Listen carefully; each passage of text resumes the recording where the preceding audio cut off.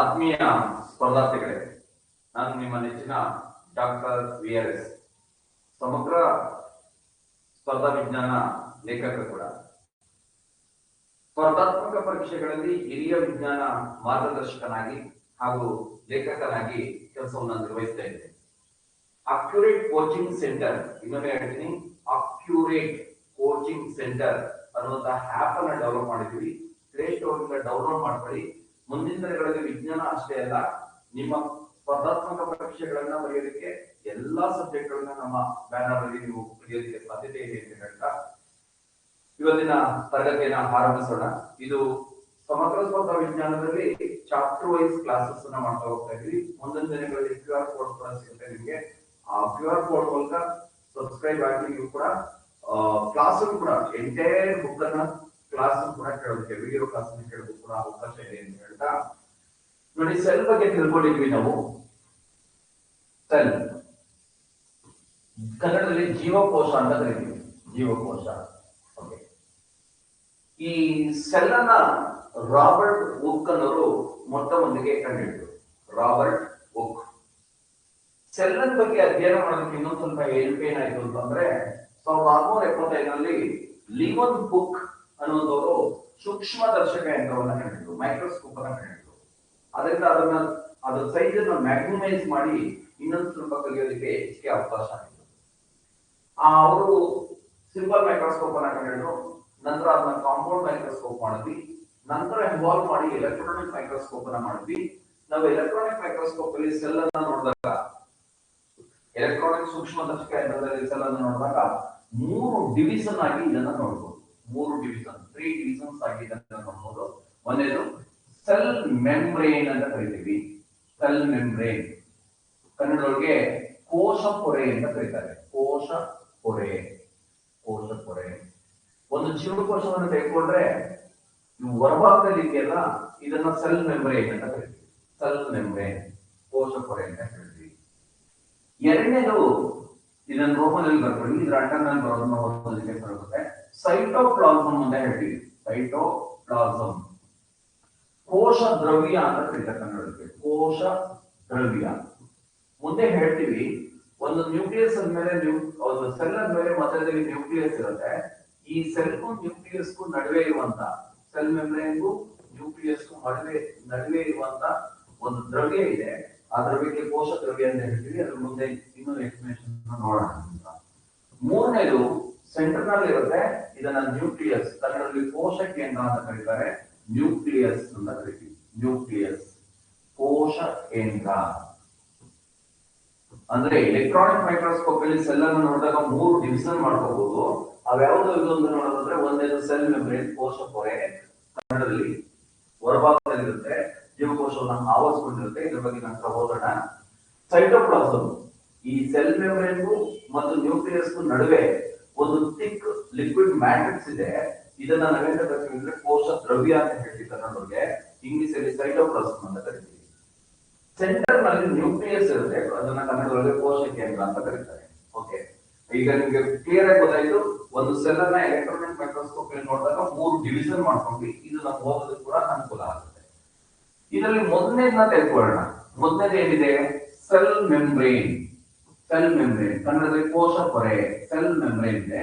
Cell membrane ಅಂದಾಗ ನಿಮ್ಗೆ ಏನೇನು ಗೊತ್ತಿರಬೇಕು ಅಂತಂದ್ರೆ, ಇದು ಜೀವಕೋಶದ ಹೊರಭಾಗ. ಓಕೆ, ಔಟರ್ ಲೇಯರ್ ಜೀವಕೋಶದ. It covers entire cell. ಇದು ಎಂಟೈರ್ ಸೆಲ್ ಅನ್ನ ಆವರಿಸಿಕೊಂಡಿರುತ್ತೆ, ಕೋಶವನ್ನ ಆವರಿಸಿಕೊಂಡಿರುತ್ತದೆ. ಎಂಟೈರ್ ಕೋಶವನ್ನ ಆವರಿಸಿಕೊಂಡಿರುತ್ತದೆ. ಇದಿರೋದ್ರಿಂದ ನಮ್ಗೆ ಏನು ಉಪಯೋಗ? ಸೆಲ್ಗೆ ಒಂದು ಸೈಜ್ ಇದೆ, ಗಾತ್ರ ಇದೆ, ಶೇಪ್ ಇದೆ, ಆಕಾರ ಇದೆ, ಸ್ಟ್ರಕ್ಚರ್ ಇದೆ, ರಚನೆ ಇದೆ, ಪ್ರೊಟೆಕ್ಷನ್ ಇದೆ, ರಕ್ಷಣೆಯನ್ನ ಕೊಡುತ್ತೆ, ಪ್ರೊಟೆಕ್ಷನ್ ಅನ್ನ ಕೊಡುತ್ತೆ. ಒಳಭಾಗದಲ್ಲಿರುವಂತಹ ಮುಂದೆ ಹೋಗ್ತಿರೋ ಕಣಗಳಿಂದ ಅವಕ್ಕೆಲ್ಲ ಪ್ರೊಟೆಕ್ಷನ್ ಅನ್ನ ಕೊಡುತ್ತೆ. ಅಂದ್ರೆ ಸೆಲ್ ಮೆಂಬ್ರೇನ್ ಇರೋದ್ರಿಂದ ಏನ್ ಗೊತ್ತಾಯ್ತು ಅಂತಂದ್ರೆ, ಅದೊಂದು ಗಾತ್ರ ಕೊಡೋದಕ್ಕೆ, ಸೈಜ್ ಅನ್ನ ಕೊಡೋದಕ್ಕೆ ಆಯ್ತು, ಗಾತ್ರವನ್ನ ಕೊಡೋದಕ್ಕೆ ಆಯ್ತು, ಶೇಪ್ ಆಕಾರವನ್ನ ಕೊಡೋದಕ್ಕೆ ಹೆಲ್ಪ್ ಮಾಡ್ತು, ಸ್ಟ್ರಕ್ಚರ್ ರಚನೆಯನ್ನ ಕೊಡೋದಕ್ಕೆ ಹೆಲ್ಪ್ ಮಾಡ್ತು, ಪ್ರೊಟೆಕ್ಷನ್. ಓಕೆ, ಆಧಾರ, ದೃಢತೆ, ಸಪೋರ್ಟ್ ಕೂಡ ಕಲ್ಬಹುದು, ಆಧಾರವನ್ನು ಕೂಡ ಕೊಡುತ್ತೆ, ಸಪೋರ್ಟ್. ಇದಿಷ್ಟು ಸೆಲ್ ಮೆಂಬ್ರೇನ್ ಇಂದ. ಇದು ಎಕ್ಸಾಮ್ಗೆ ಬರಲ್ಲ.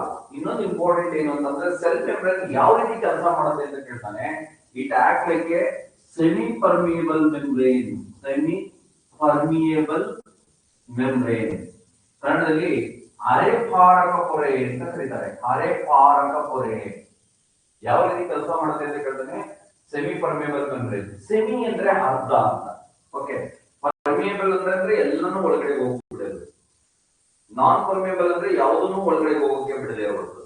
ಸೆಮಿ ಪರ್ಮಿಯಬಲ್ ಅಂದ್ರೆ ಅಗತ್ಯತೆ ಇರೋದನ್ನ ಹೊರಗಡೆ ಬಿಡೋದು, ಅಗತ್ಯತೆ ಇರೋದನ್ನ ಹೊರಗಡೆ ಬಿಡೋದಿಲ್ಲ. ಆ ತರದ ಅರ್ಥ ಅದು.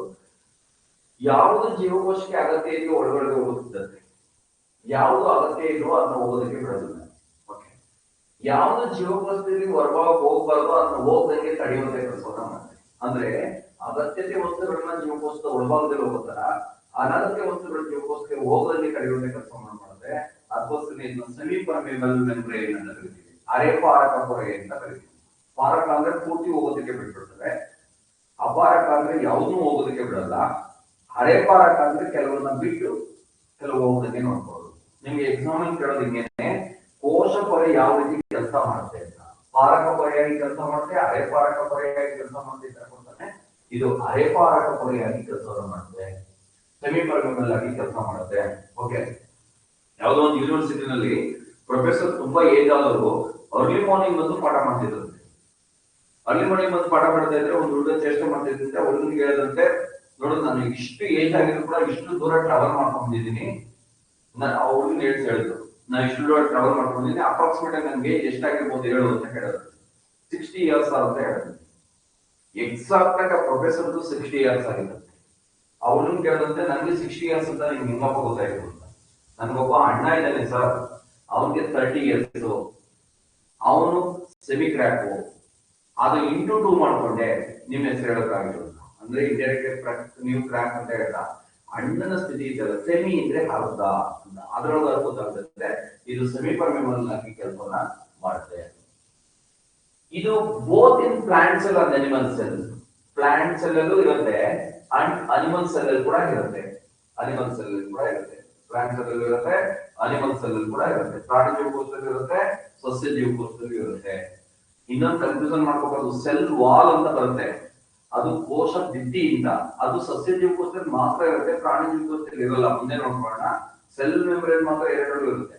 ಓಕೆ, ಸೆಲ್ ಮೆಂಬ್ರೇನ್ ಪ್ರಾಣಿ ಜೀವಕೋಶ ಮತ್ತು ಸಸ್ಯ ಜೀವಕೋಶದಲ್ಲಿ ಎರಡರಲ್ಲೂ ಇರುತ್ತೆ. ಅದು ಕ್ಲಿಯರ್ ಆಗಿ ಗೊತ್ತಿರಬೇಕು. It is made up of lipids. Lipids ಮಾಡಿಕೊಂಡಿರುತ್ತೆ. ಲಿಪಿಡ್ಸ್ ಅಂದ್ರೆ ಕೊಬ್ಬುಗಳು ಅಂತ ಹೇಳ್ತಿರಲ್ಲ ಅದು, ಅಂಡ್ ಪ್ರೋಟೀನ್. ಲಿಪಿಡ್ಸ್ ಮತ್ತು ಪ್ರೋಟೀನ್ ಇಂದ ಮಾಡಲ್ಪಟ್ಟಿರುತ್ತೆ. ಲಿಪಿಡ್ಸ್ ಮತ್ತು ಪ್ರೋಟೀನ್ ಇಂದ ಮಾಡಲ್ಪಡುತ್ತೆ. Made up of lipids. ಕನ್ನಡದಲ್ಲಿ ಲಿಪಿಡ್ಸ್ ಅಂತ ಹೇಳ್ತೀವಿ, ಕೊಬ್ಬು ಅಂತ ಕೂಡ ಕರೆಯಬಹುದು. ಮತ್ತು ಪ್ರೋಟೀನ್ ಗಳಿಂದ ಮಾಡಲ್ಪಟ್ಟಿರುತ್ತೆ. ಇದು ಪ್ರೋಟೀನ್ ಗಳಿಂದ ಮಾಡಲ್ಪಟ್ಟಿರುತ್ತೆ. ಇಷ್ಟರೊಳಗೆ ಇಂಪಾರ್ಟೆಂಟ್ ಯಾವುದು ಅಂದ್ರೆ ಸೆಮಿ ಪರ್ಮಿಯಬಲ್ ಮೆಂಬ್ರೇನ್ ಅನ್ನೋದು ವೆರಿ ಇಂಪಾರ್ಟೆಂಟ್. ಇದನ್ನ ಕೇಳ್ತಾನೆ, ಕೋಶ ಪೊರೆ ಯಾವ ರೀತಿ ಕೆಲಸ ಮಾಡುತ್ತೆ ಅಂತ. ಸೆಮಿ ಪರ್ಮಿಯಬಲ್ ಮೆಂಬ್ರೇನ್ ಆಗಿ ಕೆಲಸ ಮಾಡುತ್ತೆ. ಓಕೆ, ಇದಿಷ್ಟು ಎಲ್ಲಾ ಬುಕ್ಗಳಲ್ಲೂ ಸಿಗುತ್ತೆ. ಆದ್ರೆ ಎಕ್ಸಾಮ್ ನಲ್ಲಿ ಇದನ್ನ ಮುಂದುವರೆದು ಸ್ವಲ್ಪ ಕೇಳ್ತಾನೆ. ಇದಕ್ಕೆ ಪೂರಕವಾಗಿ ಇನ್ನೊಂದಷ್ಟು ಪ್ರಶ್ನೆಗಳು ಬರ್ತವೆ. ನೋಡೋಣ. 3 ಪ್ರೋಸೆಸ್ ಮೇಲೆ ನಿಮ್ಗೆ ಕ್ವಶನ್ಸ್ ಗಳು ಕೇಳ್ತಾನೆ. 3 ಪ್ರೋಸೆಸ್ ಇದಕ್ಕೆ ರಿಲೇಟೆಡ್ ಆಗಿ. ಒಂದು ಡಿಫ್ಯೂಸನ್ ಅಂತ ಕೇಳ್ತಾನೆ. ಡಿಫ್ಯೂಸನ್ ಕನ್ನಡದಲ್ಲಿ ವಿಸರಣೆ ಅಂತ ಕರೀತಾರೆ. ವಿಸರಣೆ, ಇದ್ರ ಬಗ್ಗೆ ಕೇಳ್ತಾನೆ, ಗೊತ್ತಿರಬೇಕು. ಇನ್ನೊಂದು ಆಸ್ಮೋಸಿಸ್ ಅಂತ ಕೇಳ್ತಾನೆ. ಆಸ್ಮೋಸಿಸ್, ಅಭಿಸರಣೆ ಅಂತ ಕರೀತಾರೆ. ಅಭಿಸರಣೆ, ಇದ್ರ ಮೇಲೆ ತುಂಬಾ ಕ್ವಶನ್ಸ್ ಗಳು ಬಂದಿವೆ. ಅಭಿಸರಣೆ ನೋಡೋಣ.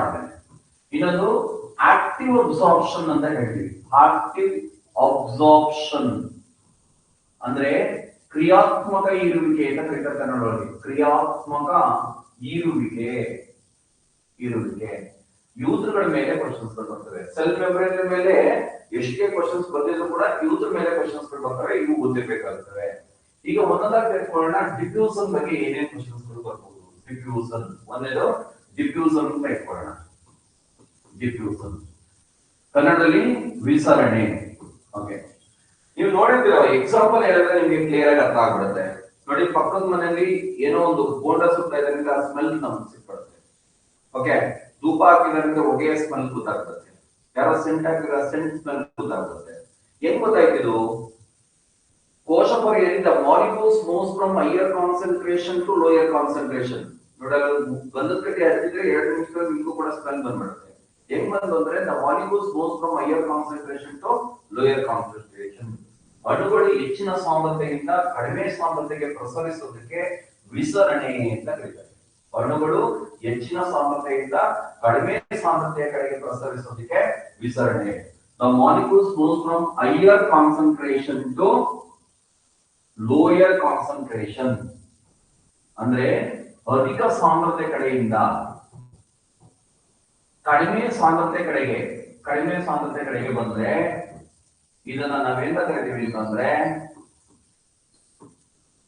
ಡಿಫ್ಯೂಷನ್ ಅಂತ ಕರಿತೀವಿ. The molecules moves from higher concentration to lower concentration are called diffusion ಅಂತ ಕರೀತಾರೆ, ವಿಸರಣೆ ಅಂತ ಕರೀತಾರೆ. ಓಕೆ, ಇದು ಎಂತ ಕ್ರಿಯೆ ಅಂತ ಒಂದು ಕ್ವಶನ್ಸ್ ಕೇಳ್ತಾನೆ. ನೀವು ಪಿಸಿ PSC ಇದ್ರೆಲ್ಲ ಕೊಟ್ಟಿರ್ತೀರಾ, ಅನ್ನ ಬೇಯಿಸ್ತಾ ಇರೋದು ಎಂತ ಕ್ರಿಯೆ, ಬಟ್ಟೆ ಒಣಗಿಸೋದು ಎಂತ ಕ್ರಿಯೆ, ಈ ತರ ಕ್ವಶನ್ಸ್ ಇರುತ್ತೆ. ಎರಡೇ ರೀತಿ, ಒಂದು ಫಿಸಿಕಲ್ ಪ್ರೋಸೆಸ್, ಇನ್ನೊಂದು ಕೆಮಿಕಲ್ ಪ್ರೋಸೆಸ್ ಮೇಲೆ ಕ್ವಶನ್ಸ್ ಕೇಳ್ತಾನೆ. ಮೊನ್ನೆ ಕ್ವಶನ್ಸ್ ಹೇಳಿದ್ದ. ಓಕೆ, ಎಂತ ಕ್ರಿಯೆ ಬೇಕು ಅಂತಂದ್ರೆ ಫಿಸಿಕಲ್ ಪ್ರೋಸೆಸ್ ಅಂದ್ರೆ ಏನು ಅಂತಂದ್ರೆ ಟೆಂಪರರಿ ಚೇಂಜ್, ತಾತ್ಕಾಲಿಕವಾಗಿ ಬದಲಾವಣೆ ಆಗಿದೆ, ಅದನ್ನ ಫಿಸಿಕಲ್ ಚೇಂಜ್ ಅಂತ ಹೇಳ್ತೀವಿ. Temporary change. ಈಗ ಒಂದು ಪಾತ್ರೆ ಬಿಸಿ ಮಾಡ್ತೀವಿ, ಯಾವಾಗ್ಲೂ ಬಿಸಿಯಾಗಿ ಇರುತ್ತಾ ಇಲ್ಲ, ಅದು ಮಾಮೂಲಿ ಸ್ಟೇಟ್ಗೆ ಬರುತ್ತೆ. ಅದನ್ನ ತಾತ್ಕಾಲಿಕವಾಗಿ ಬದಲಾವಣೆ ಇದ್ರೆ ಅದು ಭೌತಿಕ ಕ್ರಿಯೆ.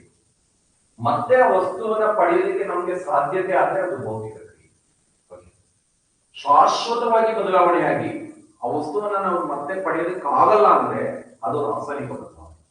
ಫಾರ್ ಎಕ್ಸಾಂಪಲ್, ಈಗ ರಾಸಾಯನಿಕ ಬದಲಾವಣೆ, ಪೇಪರ್ ನ ಸುಟ್ಟಾಕ್ಬಿಟ್ರೆ ಅದು ಕೆಮಿಕಲ್ ಚೇಂಜ್, ರಾಸಾಯನಿಕ ಬದಲಾವಣೆ. ಪೇಪರ್ ನ ಸುಮ್ಮನೆ ಹಿಂಗ್ ಮಡಿಸ್ಬಿಟ್ರೆ ಫಿಸಿಕಲ್ ಚೇಂಜ್, ಭೌತಿಕ ಬದಲಾವಣೆ. ಹಾಲು ಮೊಸರಾಗೋದು ರಾಸಾಯನಿಕ ಬದಲಾವಣೆ, ಮತ್ತೆ ಮೊಸರಾದ್ಮೇಲೆ ಹಾಲನ್ನ ಪಡೆಯೋದಕ್ಕೆ ಆಗೋದಿಲ್ಲ. ಈ ತರದಲ್ಲಿ ಒಂದು ಗೊತ್ತಿರ್ಬೇಕು. ಇದು ಎಲ್ಲರೂ ಕಲೆಕ್ಟ್ ಮಾಡಿದ್ರೆ ಮತ್ತೆ ಏನು ತೊಂದರೆ ಆಗಿರಲ್ಲ, ಎಲ್ಲವೂ ಸಿಗುತ್ತೆ. ದಿಸ್ ಇಸ್ ಫಿಸಿಕಲ್ ಪ್ರೋಸೆಸ್, ಇದೊಂದು ಭೌತಿಕ ಕ್ರಿಯೆ. ನೋ ರಿಕ್ವೈರ್ಮೆಂಟ್ ಆಫ್ ಎನರ್ಜಿ, ಈ ಕ್ರಿಯೆ ನಡಿಬೇಕಾದ್ರೆ ಶಕ್ತಿ ವ್ಯಯವಾಗುವುದಿಲ್ಲ, ಯಾವುದೇ ರೀತಿಯ ಶಕ್ತಿಯ ವ್ಯಯ ಆಗುದಿಲ್ಲ. ಆ ಮಾಲಿಕ್ಯೂಲ್ಸ್ ನುಗ್ಗೋದಕ್ಕೆ ಯಾವುದೇ ಫೋರ್ಸ್ ಬೇಕಾಗಿಲ್ಲ. ಹೈಯರ್ ಕಾನ್ಸಂಟ್ರೇಷನ್ ಲೋಯರ್ ಕಾನ್ಸಂಟ್ರೇಷನ್ಗೆ ಸ್ಪ್ರೆಡ್ ಆಗ್ತಾ ಬಂದ್ಬಿಡುತ್ತೆ. Okay, no requirement of energy, ಶಕ್ತಿ ವ್ಯಯವಾಗುವುದಿಲ್ಲ. Okay, next it takes place both ಇದೆ, ಎಲ್ಲವೂ ನಡೆಯುತ್ತೆ. ಸಾಲಿಡ್, ಲಿಕ್ವಿಡ್ ಅಂಡ್ ಗ್ಯಾಸಸ್ ಮೂರರಲ್ಲೂ ನಡೆಯುತ್ತಿದ್ರು. ಘನ, ದ್ರವ, ಅನಿಲ ಮೂರರಲ್ಲೂ ನಡೆಯುತ್ತೆ. ಇದಿಷ್ಟು ಇದ್ರ ಮೇಲೆ ಗೊತ್ತಿರ್ಬೇಕು. ಆದ್ರೆ ಡೆಫಿನೇಷನ್ ಮೇಲೆ ಕ್ವಶನ್ಸ್ ಕೇಳೋದಕ್ಕಿಂತ ಜಾಸ್ತಿ ಅಪ್ಲಿಕೇಶನ್ ಮೇಲೆ ಕ್ವಶನ್ಸ್ ಅನ್ನ ಕೇಳ್ತಾನೆ. ಅದನ್ನ ಅದ್ರ ಮೇಲೆ ಕ್ಲಾರಿಟಿ ಇರಬೇಕಾಗುತ್ತೆ. ಇನ್ನೊಮ್ಮೆ ಹೇಳ್ಬಿಡ್ತಾ ಇದ್ದೀನಿ, molecules moves from higher concentration to lower concentration are called diffusion ಅಂತ ಕರೀತಾರೆ. ಅಣುಗಳು ಹೆಚ್ಚಿನ ಸಾಂದ್ರತೆಯಿಂದ ಕಡಿಮೆ ಸಾಂದ್ರತೆಯ ಸ್ಥಳಕ್ಕೆ ಪ್ರಸರಿಸೋದಕ್ಕೆ ನಾವು ವಿಸರಣೆ ಅಂತ ಕರಿತೀವಿ, ವಿಸರಣೆ ಅಂತ ಹೇಳ್ತೀವಿ. ಓಕೆ, ಇದು ಫಿಸಿಕಲ್ ಪ್ರೋಸೆಸ್, ಭೌತಿಕ ಕ್ರಿಯೆ. ನೋ ರಿಕ್ವೈರ್ಮೆಂಟ್ ಆಫ್ ಎನರ್ಜಿ, ಶಕ್ತಿ ವ್ಯಯ ಆಗುವುದಿಲ್ಲ. It takes place solid, liquid and gases, ಇದು ಘನ, ದ್ರವ, ಅನಿಲಗಳಲ್ಲಿ ಜರುಗುತ್ತೆ. ಓಕೆ, ಅಪ್ಲಿಕೇಶನ್ ಹೋಗೋಣ. ಅನ್ವಯಗಳು. ಈ ಆಸ್ಮೋಸಿಸ್ಗೆ ಸಂಬಂಧಪಟ್ಟಂತೆ, ಡಿಫ್ಯೂಷನ್ ಗೆ ಸಂಬಂಧಪಟ್ಟಂತೆ ಅಪ್ಲಿಕೇಶನ್ ಕ್ವಶನ್ಸ್ ಗಳನ್ನ ಕೇಳ್ತಾನೆ.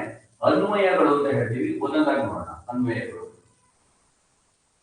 ನೋಡಿ, UPSC ಕೇಳಿದ ಒಂದು ಸಾಯುಕ್ತ ಪೆನ್ ಅನ್ನ ಬ್ಲಾಟಿಂಗ್ ಪೇಪರ್ ಮೇಲೆ ಇಟ್ರೆ, ಈರು ಕಾಗದ ಮೇಲೆ ಇಟ್ರೆ ಇಂಕು ಸ್ಪ್ರೆಡ್ ಆಗುವ ಕ್ರಿಯೆ ಯಾವುದು ಅಂತ. ನೀವು ಹೈಸ್ಕೂಲ್ ಹಂತದಲ್ಲಿ ಇದ್ದಾಗೆಲ್ಲ ನೋಡಿರ್ತೀರ, ಒಂದು ಇಂಕ್ ಪೆನ್ ತೆಗೆದುಕೊಂಡು ಮುಂದೆ ಇರೋ ಶರ್ಟ್ ಮೇಲೆ ಇಟ್ರೆ ಅದು ಸ್ಪ್ರೆಡ್ ಆಗ್ತಾ ಹೋಗುತ್ತೆ. ಆ ಕಾನ್ಸೆಪ್ಟ್ ತೆಗೆದುಕೊಂಡು ಸಾಕು. ಸ್ಪ್ರೆಡ್ಡಿಂಗ್ ಆಫ್ ಇಂಕ್ ಇದೆಯಲ್ಲ, ಶಾಯಿ ಪ್ರಸರಿಸುವುದು ಅಂತ ಹೇಳ್ತಿಲ್ಲ ನೋಡ್ರಿಗೆ, ಅವನ್ನೆಲ್ಲಾರು ಕೇಳಿ. Spreading of ink, spreading of oil, spreading of colour, ಏನಾದ್ರು ಕೇಳಿ ಡಿಫ್ಯೂಷನ್ ಅಂತ ಹೇಳ್ಬೇಕು. Higher concentration to lower concentration. Okay, blotting paper tissue paper ವ್ಯತ್ಯಾಸ ಇದೆ. ಬ್ಲಾಟಿಂಗ್ ಪೇಪರ್ ನೀರು ಕೊಡುತ್ತೆ, ಟಿಶ್ಯೂ ಪೇಪರ್ ವೇನ್ಸ್ ರೂಪದಲ್ಲಿ ತಗೊಳುತ್ತೆ. ಮುಂದೆ ನೋಡೋಣ. ಓಕೆ, ಸ್ಪ್ರೆಡ್ಡಿಂಗ್ ಆಫ್ ಇಂಕ್ ಅಂತ ಕೊಡ್ಲಿ, ಸ್ಪ್ರೆಡ್ಡಿಂಗ್ ಆಫ್ ಆಯಿಲ್ ಅಂತ ಕೊಡ್ಲಿ, ಸ್ಪ್ರೆಡ್ಡಿಂಗ್ ಆಫ್ ಕಲರ್ ಅಂತ ಕೊಡ್ಲಿ, ಏನಂತ ಬರಬೇಕು? ಡಿಫ್ಯೂಷನ್, ವಿಸರಣೆ ಅಂತ ಬರಬೇಕು. ಎರಡನೇ ಹೋಗೋಣ. ಎರಡನೇ ಪೊಟ್ಯಾಷಿಯಂ ಪರ್ಮ್ಯಾಂಗನೇಟ್ ಅಂತ ಒಂದು ಕಾಂಪೌಂಡ್ ಇದೆ. ಕೆಮಿನೋಫಾರ್. ಇದನ್ನ ವಾಟರ್ ನೀರಿಗೆ ಹಾಕಿದ್ರೆ ಡಿಸಾಲ್ವ್ ಆಗುತ್ತೆ. ಇದನ್ನ UPSC ನಲ್ಲಿ ಕೇಳಿದಾನೆ, ಪೊಟ್ಯಾಷಿಯಂ ಪರ್ಮ್ಯಾಂಗನೇಟ್ ನೀರಿನಲ್ಲಿ ಡಿಸಾಲ್ವ್ ಆಗೋದು ಎಂತ ಕ್ರಿಯೆ? ಅವನು ಆಸ್ಮೋಸಿಸ್, ಡಿಫ್ಯೂಷನ್ ಈ ತರ ಬರ್ಕೊಂಡು ಹೋಗಿದ್ದಾನೆ. ಡಿಫ್ಯೂಷನ್ ಕರಗದ ಮೇಲೆ ಮಾಲಿಕ್ಯೂಲ್ಸ್ ಏನ್ ಮಾಡ್ತವೆ ಅಂದ್ರೆ ಹೈಯರ್ ಕಾನ್ಸಂಟ್ರೇಷನ್ ಲೋಯರ್ ಕಾನ್ಸಂಟ್ರೇಷನ್ ಗೆ ಬರ್ತದೆ. ಎಂಟೈರ್ ಇದು ವೈಲೆಟ್ ಕಲರ್ ಕಾರಣ ಆಗ್ತದೆ ನೀರೆಲ್ಲ. ಇದನ್ನ ನೀವು ನೀರನ್ನ ಹಾಕ್ತಾರೆ ಬಟ್ಟೆಗಳಿಗೆ ನೋಡಿರ್ತೀರಾ. ಒಂದ್ ಬಕೆಟ್ ನೀರು ತೆಗೆದುಕೊಂಡು ಒಂದ್ 2-3 ಡ್ರಾಪ್ ನೀರಿಗೆ ಹಾಕ್ಬಿಟ್ರೆ ಎಂಟೈರ್ ಬಕೆಟ್ ನೀರು ಎಲ್ಲೋ ನೀಲಿ ಕಲರ್ ಟರ್ನ್ ಆಗುತ್ತಲ್ಲ. ಆ ಟರ್ನ್ ಆಗೋದಕ್ಕೆ ಕಾರಣ ಏನು ಅಂತಂದ್ರೆ ಈ process. The molecules moves from higher concentration to lower concentration. Okay. Salt ಮತ್ತು ಸುಗರ್, ಸಾಲ್ಟ್ ಅಥವಾ ಸುಗರ್ ಡಿಸಾಲ್ವ್ಡ್ ಇನ್ ವಾಟರ್, ನೀರಿನಲ್ಲಿ ಉಪ್ಪು ಮತ್ತು ನೀರು ಉಪ್ಪು ಸಕ್ಕರೆ ನೀರಿನಲ್ಲಿ ವಿಲೀನ ಆಗುತ್ತೆ. ನೋಡಿ, ಸಾಂಬಾರ್ ಒಂದೇ ಯೂನಿಫಾರ್ಮ್ ಆಗಿ ಯಾಕೆ ಒಂದೇ ಟೇಸ್ಟ್ ಇರುತ್ತೆ ಅಂತಂದ್ರೆ ಆ ಉಪ್ಪಿನ ಅಂಶ ಎಲ್ಲಾ ಕಡೆಗೂ ಯೂನಿಫಾರ್ಮ್ ಆಗಿ ಸ್ಪ್ರೆಡ್ ಆಗಿರುತ್ತೆ. ಶುಗರ್ ಅಲ್ಲೂ ಅಷ್ಟೇ. ಈಗ ಒಂದು ಗ್ಲಾಸ್ ಟೀ ತೆಗೆದುಕೊಂಡ್ರೆ ಮೇಲೆ ಕಡಿಮೆ ಕೆಳಗಡೆ ಜಾಸ್ತಿ ಆ ತರ ಇರುತ್ತೆ, ಯೂನಿಫಾರ್ಮ್ ಆಗಿ ಸ್ಪ್ರೆಡ್ ಆಗಿರುತ್ತೆ. ಓಕೆ, ಹಾಗಾಗೋದಕ್ಕೆ ಕಾರಣ ಇದು. ಇದನ್ನ SSC ಗೆ ಕೇಳಿದ ಟೀ ಬ್ಯಾಗ್. ನೀವು ಟ್ರೈನ್ ಅಲ್ಲಿ ಜರ್ನಿ ಮಾಡ್ಬೇಕಾದ್ರೆ ಟೀ ತೆಗೆದುಕೊಂಡ್ರೆ ಟೀ ಬ್ಯಾಗ್ ಕೊಡ್ತಾನೆ, ಒಂದು ಹಾಟ್ ವಾಟರ್ ಕೊಟ್ಬಿಟ್ಟು ಟೀ ಬ್ಯಾಗ್ ಕೊಟ್ಟಿರ್ತಾನೆ. ಅದನ್ನ ಸ್ಪ್ರೆಡ್ ಮಾಡಿದ್ರೆ ಆ ಕಲರ್ ಸ್ಪ್ರೆಡ್ ಆಗ್ತಾ ಹೋಗುತ್ತೆ. ಸ್ಪ್ರೆಡಿಂಗ್ ಆಫ್ ಟೀ ಕಲರ್ಸ್ ಇದೆಯಲ್ಲ, ಆ ಕಲರ್ ಸ್ಪ್ರೆಡ್ ಆಗೋದು ಯಾವ ಕ್ರಿಯೆ ಅಂತ ಕೇಳಿದ್ರೆ ವಿಸ್ತರಣೆ ಅಂತ ಗೊತ್ತಿರಬೇಕು. ಓಕೆ, ಇದನ್ನ ಪಂಚಾಯತ್ ಎಕ್ಸಾಮ್ ಕೇಳಿದ ಸ್ಪ್ರೆಡಿಂಗ್ ಆಫ್ ಪರ್ಫ್ಯೂಮ್ಸ್. ಪರ್ಫ್ಯೂಮ್ಸ್ ಅಂತಂದ್ರೆ ಸುಗಂಧ ದ್ರವ್ಯಗಳು ಅಂತ ಕರಿತೀವಿ, ಸುಗಂಧ ದ್ರವ್ಯ. ಓಕೆ, ಅವನ್ ಕ್ವಶನ್ಸ್ ಹೆಂಗ್ ಕೇಳಿದ ಅಂದ್ರೆ, ಒಂದು ಕೊಠಡಿಯಲ್ಲಿ ಸೆಂಟ್ ಬಾಟಲ್ ಅನ್ನು ಓಪನ್ ಮಾಡಿದ್ರೆ ಸೆಂಟ್ ಪ್ರಸರಿಸುವ ಕ್ರಿಯೆ ಯಾವುದು ಅಂತ ಕೇಳಿದ. ಆ ಸೆಂಟ್ ಸ್ಪ್ರೆಡ್ ಆಗ್ತಾ ಇದೆ, the molecules moves from higher concentration to lower concentration. ಅಣುಗಳು ಹೆಚ್ಚು ಸಾಂದ್ರತೆ ಕಡೆಯಿಂದ ಕಡಿಮೆ ಸಾಂದ್ರತೆಗೆ ಪ್ರಸರಿಸ್ತವೆ. ಆ ಪರ್ಫ್ಯೂಮ್ಸ್ ಕೂಡ, ಸ್ಪ್ರೆಡಿಂಗ್ ಆಫ್ ಪರ್ಫ್ಯೂಮ್ಸ್ ಕೂಡ ಇದಕ್ಕೆ ಬಂದುವಂತದ್ದು. ಓಕೆ, ಫ್ಯೂಮ್ಸ್ ಹೊಗೆ ಅಂತ ಹೇಳ್ತಿರಲ್ಲ, ಅದು ಕೂಡ ಈಗ ಹಳ್ಳಿಗಳಲ್ಲಿ ಹೊಗೆ ಹಾಕೋದು ಇದೆಲ್ಲ ಹೇಳ್ತಾರೆ, ಕೇಳಿದಿರ. ಆ ಫ್ಯೂಮ್ಸ್ ಕೂಡ ಸ್ಪ್ರೆಡ್ ಆಗೋದು ಈ ಡಿಫ್ಯೂಷನ್ ಇಂದ. ಓಕೆ, ಇನ್ನೊಂದು ಸ್ವಲ್ಪ ಟ್ವಿಸ್ಟ್ ಆಗಿರೋದನ್ನ ನೋಡೋಣ. ಬತ್ತಿ ದೀಪ ಉರಿಯೋದನ್ನ ನೋಡಿದ್ದೀರಾ? ಎಲ್ಲಿವರೆಗೆ ಉರಿಯುತ್ತೆ ಅಂದ್ರೆ, ಎಲ್ಲಿವರೆಗೆ ಎಣ್ಣೆ ಬತ್ತಿಗೆ ಸಪ್ಲೈ ಆಗುತ್ತೋ ಅಲ್ಲಿವರೆಗೂ ಉರಿಯುತ್ತೆ. ದೀಪ ಎಲ್ಲಿವರೆಗೂ ಉರಿಯುತ್ತೆ ಅಂದ್ರೆ ನಾವು ಆಸವರೆಗೂ ಅಂತ ಹೇಳ್ಬಾರ್ದು, ಕರೆಕ್ಟ್ ಆಗಿ ಹೇಳ್ಬೇಕು. ಓಕೆ, ಬತ್ತಿಗೆ ಎಣ್ಣೆ ಎಷ್ಟು ಎಲ್ಲಿವರೆಗೆ ಸಪ್ಲೈ ಆಗುತ್ತೋ ಅಲ್ಲಿವರೆಗೆ. ಎಣ್ಣೆ ಬತ್ತಿ ಹತ್ರ ಬಂದಂತ ಕ್ರಿಯೆ ಯಾವುದು ಅಂದ್ರೆ diffusion. Oil move towards the candle. Candle ಅಂದ್ರೆ ಬತ್ತಿ ಕಡೆಗೆ ಹ್ಯಾಂಡ್ ಹೋಗ್ತಾ ಇದೆ, ಎಣ್ಣೆ ಬತ್ತಿ ಕಡೆಗೆ ಚಲಿಸ್ತಾ ಇದೆ, ಅದನ್ನ ನಾವೇನಂತ ಕರಿತೀವಿ ಅಂದ್ರೆ ಡಿಫ್ಯೂಷನ್ ಅಂತ ಕರಿತೀವಿ. ಕಾರಣ ಹೈಯರ್ ಕಾನ್ಸಂಟ್ರೇಷನ್ ಇಂದ ಲೋಯರ್ ಕಾನ್ಸಂಟ್ರೇಷನ್ ಹೋಗ್ತಾ ಇದೆ. ಇದನ್ನ ಸ್ವಲ್ಪ ಟ್ವಿಸ್ಟ್ ಮಾಡ್ಬಿಡ್ತಾರೆ. The oil passes to the candle. ಆ ಬತ್ತಿ ಮೂಲಕ ಎಣ್ಣೆ ಹೋಗುತ್ತಲ್ಲ, ಅದ್ಯಾವ ಕ್ರಿಯೆ ಅಂತ, ಅದನ್ನ ಕೆಪಿಲರಿ ಆಕ್ಷನ್ ಅಂತ ಕರೀತಾರೆ. ಕೆಪಿಲರಿ ಆಕ್ಷನ್ ಕನ್ನಡದಲ್ಲಿ ಲೋಮನಾಳ ಕ್ರಿಯೆ ಅಂತ ಕರೀತಾರೆ. ರೋಮನಾಳ ಕ್ರಿಯೆ ಅಥವಾ ಕೇಶ ನಾಳ ಕ್ರಿಯೆ ಅಂತ ಹೇಳ್ತೀವಿ. ಕೂದಲು ರೀತಿ ಸಣ್ಣಗಿರುವಂತಹ ಒಂದು ಟ್ಯೂಬ್ ಮೂಲಕ ಯಾವುದೇ ಲಿಕ್ವಿಡ್ ಗ್ರಾವಿಟೇಷನ್ ಗೆ ಎಗ್ನೆಸ್ಟ್ ಆಗಿ ಮೂವ್ ಆಗ್ತಾ ಇದೆ, ಅದನ್ನ ಕೆಪಿಲರಿ ಆಕ್ಷನ್ ಅಂತ ಕರೀತೀವಿ, ಲೋಮನಾಳ ಕ್ರಿಯೆ. ಇದೊಂದು ಸ್ವಲ್ಪ ಬದಲಾಗುತ್ತೆ, ಇನ್ನೊಂದ್ಸಲ ರಿಪೀಟ್ ಮಾಡ್ತಾ ಇದ್ದೀನಿ. ಎಣ್ಣೆ ಬತ್ತಿ ಕಡೆಗೆ ತಿಳಿಸೋದು ಡಿಫ್ಯೂಷನ್, ಬತ್ತಿ ಒಳಗಡೆ ಎಣ್ಣೆ ತಿಳಿಸೋದು ಲೋಮನಾಳ ಕ್ರಿಯೆ. Okay, oil move towards the candle, diffusion. Oil passes through the candle, capillary action. Okay, ಇದೇ ತರ ಇನ್ನೊಂದು ಎಕ್ಸಾಂಪಲ್ ಇದೆ, ಇದು ಅಷ್ಟೇ ಫ್ರೀಕ್ವೆಂಟ್ ಆಗಿ ಕೇಳ್ತಾನೆ, ಗೊತ್ತಿರಬೇಕು. ಸಸ್ಯಗಳು ನೀರನ್ನ ರೂಟ್ ಇಂದ ಹೀರ್ಕೊಳ್ತವೆ. ನಮ್ಗೆಲ್ಲ ರಾಂಗ್ ಕಾನ್ಸೆಪ್ಟ್ ಇದೆ, ದೊಡ್ಡ ಬೇರುಗಳು ಹೆಚ್ಚಿಗೆ ನೀರು ಹಿಡ್ಕೊಬಿಡ್ತೇವೆ ಅಂತ. ಪ್ರೈಮರಿ ರೂಟ್ಸ್ ಅಂತ ಬರ್ತವೆ, ಪ್ರೈಮರಿ ರೂಟ್ಸ್. ಈ ಪ್ರೈಮರಿ ರೂಟ್ಸ್ ನೀರನ್ನ ಹೀರ್ಕೊಳ್ಳಲ್ಲ. ಸೆಕೆಂಡರಿ ರೂಟ್ಸ್ ಅಂತ ಬರ್ತವೆ, ಇವು ಕೂಡ ಇಟ್ಕೊಳ್ಳಲ್ಲ, ನೀರನ್ನ ಹೀರ್ಕೊಳ್ಳಲ್ಲ, ಸೆಕೆಂಡರಿ ರೂಟ್ಸ್. ಟರ್ಸರಿ ರೂಟ್ಸ್ ಅಂತ ಹೇಳ್ತೀವಿ, ಈ ಏರ್ ಲೈಕ್ ಸ್ಟ್ರಕ್ಚರ್ಸ್ ಅನ್ನ ಹೊಂದಿರ್ತವೆ, ಅವು ನೀರನ್ನ ಹೀರ್ಕೊಳ್ಳುವಂತವು. Okay, tertiary roots. ಯಾಕೆ drip irrigation is a most popular irrigation ಅಂತಂದ್ರೆ, ಸಸ್ಯಕ್ಕೆ ಎಷ್ಟು ಅವಶ್ಯಕತೆ ಇದೆ ಅಷ್ಟು ಮಾತ್ರ ನೀರನ್ನ ಕೊಡುತ್ತೆ, ನೀರು ವ್ಯಯ ಆದಂಗೆ ಮೇಂಟೈನ್ ಮಾಡುತ್ತೆ. ಅದಕ್ಕೋಸ್ಕರ drip irrigation most effective irrigation ಅಂತ ಹೇಳಿ. ಕಾರಣ ಇದನ್ನ ನಾವು ಇಸ್ರೇಲಿಂದ ಕಲಿತಂತ ಒಂದು ಟೆಕ್ನಿಕ್. ಇದು ತುಂಬಾ ಕಡಿಮೆ ನೀರನ್ನ ಹೆಚ್ಚಿಗೆ ಪ್ಲೇಸಸ್ಗೆ, ಹೆಚ್ಚಿಗೆ ಸಸ್ಯಗಳಿಗೆ ಕೊಡಬಹುದು, ಅದು ಕಡಿಮೆ ನೀರಿನಲ್ಲೇ ಕೊಡಬಹುದು, ನೀರು ವ್ಯಯ ಆದಂಗೆ ನೋಡಬಹುದು. Water move towards the root. ನೀರು ಬೇರೆ ಕಡೆಗೆ ಚಲಿಸುವಂತ ಕ್ರಿಯೆ ಯಾವುದು ಅಂತ ಕೇಳಿದ್ರೆ ಡಿಫ್ಯೂಸನ್. ಅಂದ್ರೆ ವಿಸರಣೆ. Okay, higher concentration lower concentration ಬರುತ್ತೆ. Water passes to the root ಅಂತ ಕೇಳ್ತಾನೆ. ಬೇರ್ನಲ್ಲಿ ನೀರು ಹೀರಲ್ಪಡುವ ಕ್ರಿಯೆ ಯಾವುದು ಅಂತ, ಅದು ಕೆಪಿಲರಿ ಆಕ್ಷನ್, ಲೋಮನಾಳ ಕ್ರಿಯೆ. ಕೆಪಿಲರಿ ಆಕ್ಷನ್, ಲೋಮನಾಳ ಕ್ರಿಯೆ. ನೀರು ಬೇರಿನ ಕೆಳಗೆ ಚಲಿಸೋದು ವಿಸರಣೆ, ಬೇರಿನೊಳಗೆ ನೀರು ಚಲಿಸೋದು ಲೋಮನಾಳ ಕ್ರಿಯೆ. ಓಕೆ, ತುಂಬಾ ಕ್ಲಿಯರ್ ಆಗಿ ಇರಬೇಕು. ಇದ್ರ ಮೇಲೆ ಕೂಡ ಕ್ವಶನ್ಸ್ ಗಳನ್ನ ನೋಡಬಹುದು. ಕೆಪಿಲರಿ ಆಕ್ಷನ್ ಮೇಲೆ ಟಿಶ್ಯೂ ಪೇಪರ್ ನಲ್ಲಿ ಕೇಳಿದ್ದಾನೆ. ಟಿಶ್ಯೂ ಪೇಪರ್ ಅಲ್ಲಿ ಏನಾಗುತ್ತೆ ಅಂದ್ರೆ ವೇನ್ಸ್ ರೀತಿ ಇರುತ್ತೆ ಈ ರೀತಿ. ಅದೇನಾಗುತ್ತೆ, ಬಂದಂತ ಇಂಕೆ ಇದೇನಾಗುತ್ತೆ ಅಂತಂದ್ರೆ ಅದ್ರ ಮೂಲಕ ಚಲಿಸ್ತಾ ಹೊರಟೋಗ್ಬಿಡುತ್ತೆ, ಆ ನಾಳಗಳ ಮೂಲಕ ಹೊರಟೋಗ್ಬಿಡುತ್ತೆ. ಈ ತರ ಹೋಗೋದ್ರಿಂದ ಇದನ್ನ ಕೆಪಿಲರಿ ಆಕ್ಷನ್ ಅಂತ ಕರೀತಾರೆ. ಬ್ಲಾಟಿಂಗ್ ಪೇಪರ್ ನಿಮ್ಗೆ ಗೊತ್ತಿದೆ, ಟೀ ಏನಾದ್ರು ಚೆಲ್ಲೋಗ್ಬಿಟ್ಟಿದ್ರೆ ಅಥವಾ ಕಾಫಿ ಈ ತರ ಆಗುತ್ತೆ, ಬ್ಲಾಟಿಂಗ್ ಪೇಪರ್ ಹಾಕ್ತೀವಿ, ಎಲ್ಲಾನು ಹೀರ್ಕೊಡುತ್ತೆ. ಇದ್ರನ್ನಾಗಲ್ಲ, ವೇನ್ ಮೂಲಕ ಮಾತ್ರ ಹೊರಡೋಗುತ್ತೆ. ಅದಕ್ಕೋಸ್ಕರ ಇದನ್ನ ಕೆಪಿಲರಿ ಆಕ್ಷನ್ ಅಂತ ಕರೀತಾರೆ. ಒಂದ್ಸಲ ಕನ್ನಡ ಇಂಗ್ಲಿಷ್ ಎರಡರಲ್ಲೂ ಪೇಪರ್ ಅಲ್ಲಿ ನೋಡ್ಕೊಂಡು ಬರೀರಿ. ಬ್ಲಾಟಿಂಗ್ ಪೇಪರ್ ಅಂತ ಕೊಟ್ಟಿರ್ತಾನೆ, ಕನ್ನಡದಲ್ಲಿ ಈರು ಕಾಗದ ಅಂತ ಕರಿತೀವಿ. ಟಿಶ್ಯೂ ಪೇಪರ್ ಅಂತ ಕೊಟ್ಟಿರ್ತಾರೆ, ಕನ್ನಡದಲ್ಲೂ ಕೂಡ ಟಿಶ್ಯೂ ಪೇಪರ್ ಅಂತಾನೆ ಕೊಟ್ಟಿದ್ದಾನೆ. ಪಿಸಿಗೆ ಎಕ್ಸಾಮ್ ಕ್ವಶನ್ಸ್ ಬಂದಿದೆ, ಇದು ತುಂಬಾ ಕೇರ್ಫುಲ್ ಆಗಿ ನೋಡಿ ಬರೀಬೇಕು. Applications very important. ನೀವು ಯಾವುದೇ ಕಾಂಪಿಟೇಟಿವ್ ಎಕ್ಸಾಮ್ ಬರ್ದಾದ್ಮೇಲೆ ಆಸ್ಪಿರೆಂಟ್ಸ್ ನ ಇಂಟರಾಕ್ಟ್ ಮಾಡಿದ್ರೆ ಸೈನ್ಸ್ ತುಂಬಾ ಕಷ್ಟ ಇತ್ತು ಅಂತ ಹೇಳ್ತಾರೆ. ಕಾರಣ ಅವರು ಡಿಫ್ಯೂಷನ್ ಬಗ್ಗೆ ತಿಳ್ಕೊಂಡಿರ್ತಾರೆ. ಡಿಫ್ಯೂಷನ್ ನಮ್ಮ ನಿತ್ಯ ಜೀವನದಲ್ಲಿ ಎಲ್ಲ ಅಪ್ಲೈ ಆಗುತ್ತೆ ಅಂತ ಅನ್ವಯ ಮಾಡ್ಕೊಳ್ಳಲ್ಲ. ಅದ್ರ ಮೇಲೆ ಕ್ವಶನ್ಸ್ ಗಳು ರೈಸ್ ಆಗ್ತದೆ. ಅದನ್ನ ಅಪ್ಲಿಕೇಶನ್ ಮ್ಯಾನ ಕ್ವಶನ್ಸ್ ಗಳು ಹೆಚ್ಚಿಗೆ ಬರ್ತವೆ ಕಾಂಪಿಟೇಟಿವ್ ಎಕ್ಸಾಮ್ ನಲ್ಲಿ.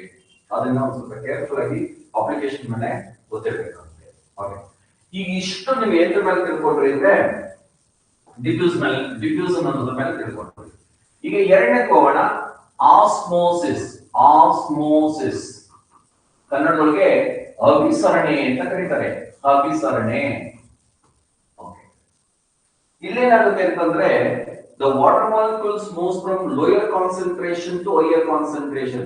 only water molecules, ನೀರಿನ ಅಣುಗಳು water molecules from lower concentration to higher concentration through semi permeable membrane. semi permeable membrane ಅಂದ್ರೆ ನೀರಿನ ಅಣುಗಳು ಕಡಿಮೆ ಸಾಂದ್ರತೆಯಿಂದ ಹೆಚ್ಚಿನ ಸಾಂದ್ರತೆಗಳಿಗೆ ಅರೆಪಾರಕ ಪೊರೆಯ ಮೂಲಕ ಹಾದು ಹೋಗುವಂತ ಕ್ರಿಯೆಗೆ ಅಭಿಸರಣೆ ಅಂತ ಕರೀತೀವಿ. ಇನ್ನೊಮ್ಮೆ ರಿಪೀಟ್ ಮಾಡ್ತಾ ಇದ್ದೀನಿ, ನೀರಿನ ಅಣುಗಳು ಕಡಿಮೆ ಸಾಂದ್ರತೆಯಿಂದ ಹೆಚ್ಚಿನ ಸಾಂದ್ರತೆಗೆ ಅರೆಪಾರಕ ಪೊರೆಯ ಮೂಲಕ ಹಾದು ಹೋಗುವ ಕ್ರಿಯೆಗೆ ಅಭಿಸರಣೆ ಅಂತ ಕರೀತಾರೆ.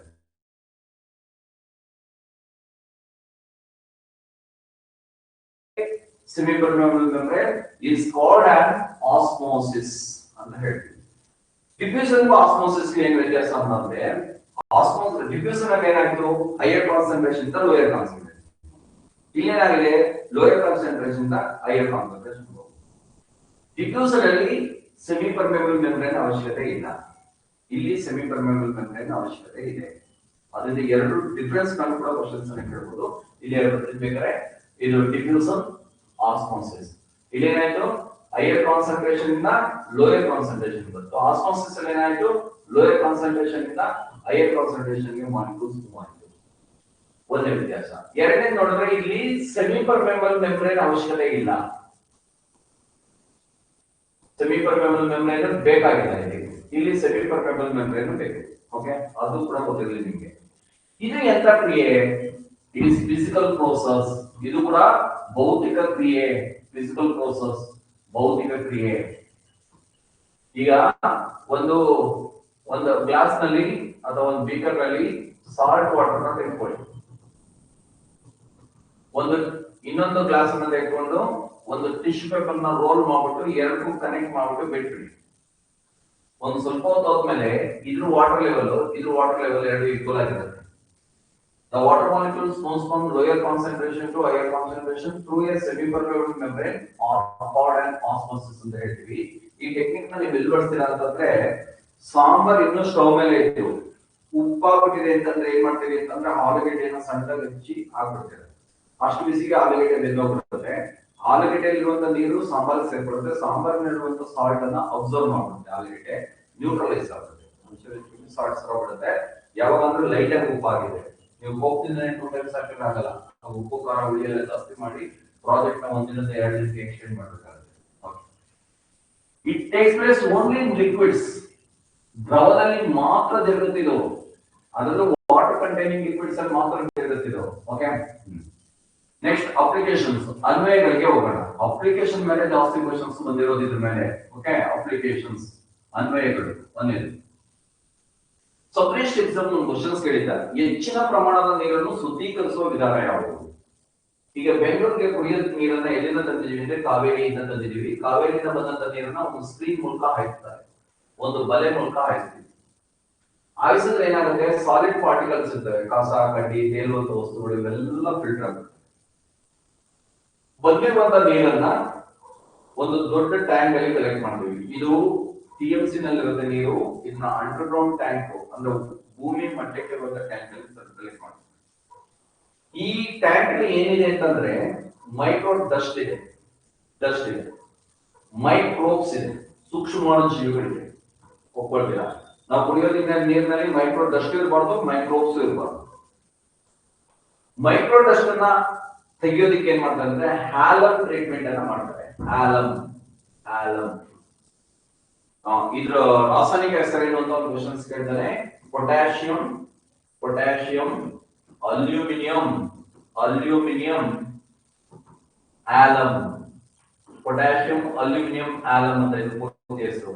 ಆಲಮ್ ನ ರಾಸಾಯನಿಕ ಹೆಸರು ಏನು ಅಂತ ಕೇಳ್ತಾರೆ. ಉದಾಹರಣೆಗೆ ಅಡಿಗೆ ಸೋಡಾದ ರಾಸಾಯನಿಕ ಹೆಸರು, ವಾಷಿಂಗ್ ಸೋಡಾದ ರಾಸಾಯನಿಕ ಹೆಸರು, ಇದೆಲ್ಲ ಕೇಳಿದ್ರಲ್ಲ, ಅದೇ ತರ. ಓಕೆ, ಇದನ್ನ ಏನಂತ ಕರೀತಾರೆ ಅಂತ ಇನ್ನೊಂದು ಕ್ವಶನ್ಸ್ ಕೇಳ್ತಾರೆ. ಇದನ್ನ ಡಬಲ್ ಸಾಲ್ಟ್ ಅಂತ ಕರೀತಾರೆ. ಇದನ್ನ UPSC ಕ್ವಶನ್ಸ್ ಕೇಳಿದಾನೆ. ಡಬಲ್ ಸಾಲ್ಟ್ ಕನ್ನಡದಲ್ಲೂ ಡಬಲ್ ಸಾಲ್ಟ್ ಅಂತ ಕೊಡ್ತಾನೆ. ಎರಡು ಕೂತ ಬರ್ಕೊಳ್ಬಾರ್ದು ಇದನ್ನ. ಅಂದ್ರೆ ಪೊಟ್ಯಾಷಿಯಂ ಇದೆ, ಅಲ್ಯೂಮಿನಿಯಂ ಇದೆ, ಅದರಿಂದ ಇದನ್ನ ಡಬಲ್ ಸಾಲ್ಟ್ ಅಂತ ಕರೀತಾರೆ. Double salt. ಈ ಕೆಳಗಿನಲ್ಲಿ ಯಾವುದನ್ನು ಡಬಲ್ ಸಾಲ್ಟ್ ಎಂದು ಕರೀತಾರೆ ಅಂತ ಕೊಟ್ಟಿದ್ದಾನೆ ನಮ್ಮ ಎಕ್ಸಾಮ್ ನಲ್ಲಿ. ಅವನು ಮೊದಲಿಗೆ ಕಾಪರ್ ಸಲ್ಫೇಟ್ ಕೊಟ್ಟಿರ್ತಾನೆ. ಕಾಪರ್ ಮತ್ತು ಸಲ್ಫೇಟ್ ಎರಡು ಇದೆ ಅಂತ ಹೇಳ್ಬಿಟ್ಟು ಟಿಕ್ ಮಾಡ್ತಾರೆ, ಮಾರ್ಕ್ಸ್ ಹೋಗುತ್ತೆ. ಹ್ಯಾಲಮ್ ಅಂದಾಗ ಪೊಟ್ಯಾಷಿಯಂ ಇದು ಎರಡು ಇದೆಯಾ ಅಂತ ಗೊತ್ತಾಗ್ಬೇಕು.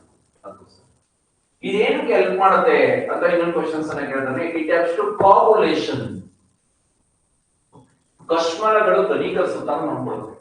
ನೀವು ಇದಕ್ಕೆ ಅಪ್ರೋಪ್ರಿಯೇಟ್ ಆಗಿ ಎಷ್ಟು ಆಲಮ್ ಹಾಕ್ಬೇಕು ಹಾಕ್ಬಿಟ್ರೆ ಆ ಪರವರಲ್ಲಿ ಎಲ್ಲ ಮೈಕ್ರೋ ಡಸ್ಟ್ ಕೆಳಗಡೆ ಕೂತ್ಕೊಳ್ಳೋ ತರ ಮಾಡ್ಬಿಡುತ್ತೆ. ಈಗ ಮೋರಿಲ್ ಹೋಗೋ ನೀರಲ್ಲಿ ಇಟ್ಕೊಂಡು ಆಲಮ್ ಒಂದು ಪೀಸ್ ಹಾಕ್ಬಿಟ್ಬಿಟ್ರೆ ಒಂದ್ ಸ್ವಲ್ಪ ಎಲ್ಲ ಮೈಕ್ರೋ ಡಸ್ಟ್ ಕೆಳಗಡೆ ಸೆಟ್ಲ್ ಆಗೋ ತರ ಮಾಡ್ಬಿಡುತ್ತೆ. ಅದಕ್ಕೆ ಕಾಗುಲೇಷನ್ ಅಂತ ಕರೀತಾರೆ. ಕಾಗುಲೇಷನ್, ಘನೀಕರಿಸುವಿಕೆ ಅಂತ ಕರೀತಾರೆ. ಓಕೆ, ಇದನ್ನ ಪಂಚಾಯತ್ ಎಕ್ಸಾಮ್ ಅಲ್ಲಿ ಕ್ವಶನ್ಸ್ ಕೇಳಿದ. ನೀವು ನೋಡಿದ್ರೆ ಬಾರ್ಬಾ ಸಪ್ಪಲ್ಲಿ ಒಂದು ಹಾಲಮ್ ವೈಟ್ ಕಲರ್ ಇರುತ್ತೆ. ನಮ್ಗೆ ಏನಾದ್ರು ಬ್ಲಡ್ ಬಂದ್ಬಿಟ್ರೆ ನೀರಿಗೆ ಡಿಪ್ ಮಾಡ್ಬಿಟ್ಟು ಆ ಬಾಲ್ಗೆ ಟಚ್ ಮಾಡ್ತಾರೆ. ಏನ್ ಕೆಲಸ ಮಾಡ್ತೀನಿ ಅಂತ ಕೇಳಿದ. It helps to rapid blood clotting. ರಕ್ತವನ್ನ ಬೇಗ ಹೆಪ್ಪರಿಸುವಂತ ಕೆಲಸವನ್ನ ಮಾಡುತ್ತೆ. ರ್ಯಾಪಿಡ್ ಬ್ಲಡ್ ಕ್ಲಾಟಿಂಗ್, ರಕ್ತವನ್ನ ಬೇಗ ಹೆಪ್ಪರಿಸುತ್ತೆ. ಈ ಕ್ವಶನ್ಸ್ ಆಗಿತ್ತು. ಅವನ ಕ್ವಶನ್ಸ್ ಅನ್ನ ಉಲ್ಟಾ ಕೇಳಿದ. ಹ್ಯಾಲಮ್ ಈ ಕೆಳಗಿನ ಯಾವ ಕೆಲಸವನ್ನು ನಿರ್ವಹಿಸುತ್ತದೆ? ರಕ್ತವನ್ನು ನಿಧಾನವಾಗಿ ಹೆಪ್ಪುಗಟ್ಟಿಸುತ್ತೆ, ರಕ್ತವನ್ನು ಹೆಪ್ಪುಗಟ್ಟಿಸುವುದಿಲ್ಲ, ರಕ್ತವನ್ನು ಬೇಗ ಹೆಪ್ಪುಗಟ್ಟಿಸುತ್ತದೆ ಅಂತ. ಬೇಗ ಹೆಪ್ಪುಗಟ್ಟಿಸುತ್ತೆ ಅನ್ನೋ ಆನ್ಸರ್ ರ್ಯಾಪಿಡ್ ಬ್ಲಡ್ ಕ್ಲಾಟಿಂಗ್ ಆಗೋದಕ್ಕೆ ಇದು ಹೆಲ್ಪ್ ಮಾಡುತ್ತೆ. ಓಕೆ, ಇದು ಮಾಲಿಕ್ಯುಲರ್ ಫಾರ್ಮುಲಾ ಕೇಳ್ತಾನೆ. KAlSO4 twice 12H2O ಅನ್ನೋದು ಇದರ molecular formula. 12H2O. Okay, KAlSO4 twice 12H2O. Okay, ಇದು ಮಾಲಿಕ್ಯುಲರ್ ಫಾರ್ಮುಲಾ. ಕೂಡ ಕ್ವಶನ್ಸ್ ಆಗುತ್ತೆ, ಗೊತ್ತಿರಬೇಕು. ಇದನ್ನ UPSC ಕೂಡ ಮಾಲಿಕ್ಯುಲರ್ ಫಾರ್ಮುಲಾ ಕ್ವಶನ್ಸ್ ಮಾಡಿದ್ದಾನೆ. ನೀವು ಅನ್ಕೊಳ್ತೀರ UPSC ಮೇಲೆ ದೊಡ್ಡ ಎಕ್ಸಾಮ್ ಅದು, ನಾವು ಅದನ್ನೆಲ್ಲ ಬರೆಯೋದಕ್ಕೆ ಆಗಲ್ಲ. ತುಂಬಾ ಸಿಂಪಲ್ ಆಗಿ ಕೇಳ್ತಾನೆ ಅದು ಕೂಡ. ಓಕೆ, ಮಾಲಿಕ್ಯುಲರ್ ಫಾರ್ಮುಲಾ ಕೇಳಿದ್ದಾನೆ, ಡಬಲ್ ಸಾಲ್ಟ್ ಕೇಳಿದ್ದಾನೆ.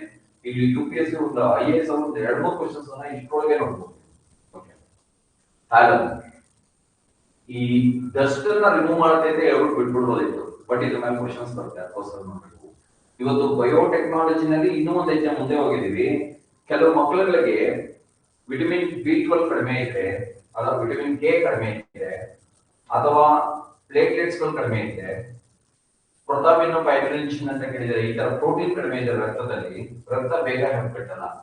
ಒಂದು ಸ್ವಲ್ಪ ಹೈಟ್ ಆದ್ರೂ ಯೂನಿಟ್ ಬ್ಲಡ್ ವೇಸ್ಟ್ ಆಗುತ್ತೆ. ಅಂತ ಮಕ್ಕಳಲ್ಲಿ ಏನಾದ್ರು ಇದ್ರೆ ಕಂಡಿದ್ರೆ ಡಾಕ್ಟರ್ ಇಲ್ಲಿವರೆಗೆ ನಿಮ್ಮ ಪ್ರೆಸೆನ್ಸ್ ಅಲ್ಲಿ ಮಗುವನ್ನ ಹಾಡೋದಕ್ಕೆ ಬಿಡಿ ಅಂತ ಹೇಳ್ತಾ ಇದ್ರು ಪೇರೆಂಟ್ಸ್ಗೆ.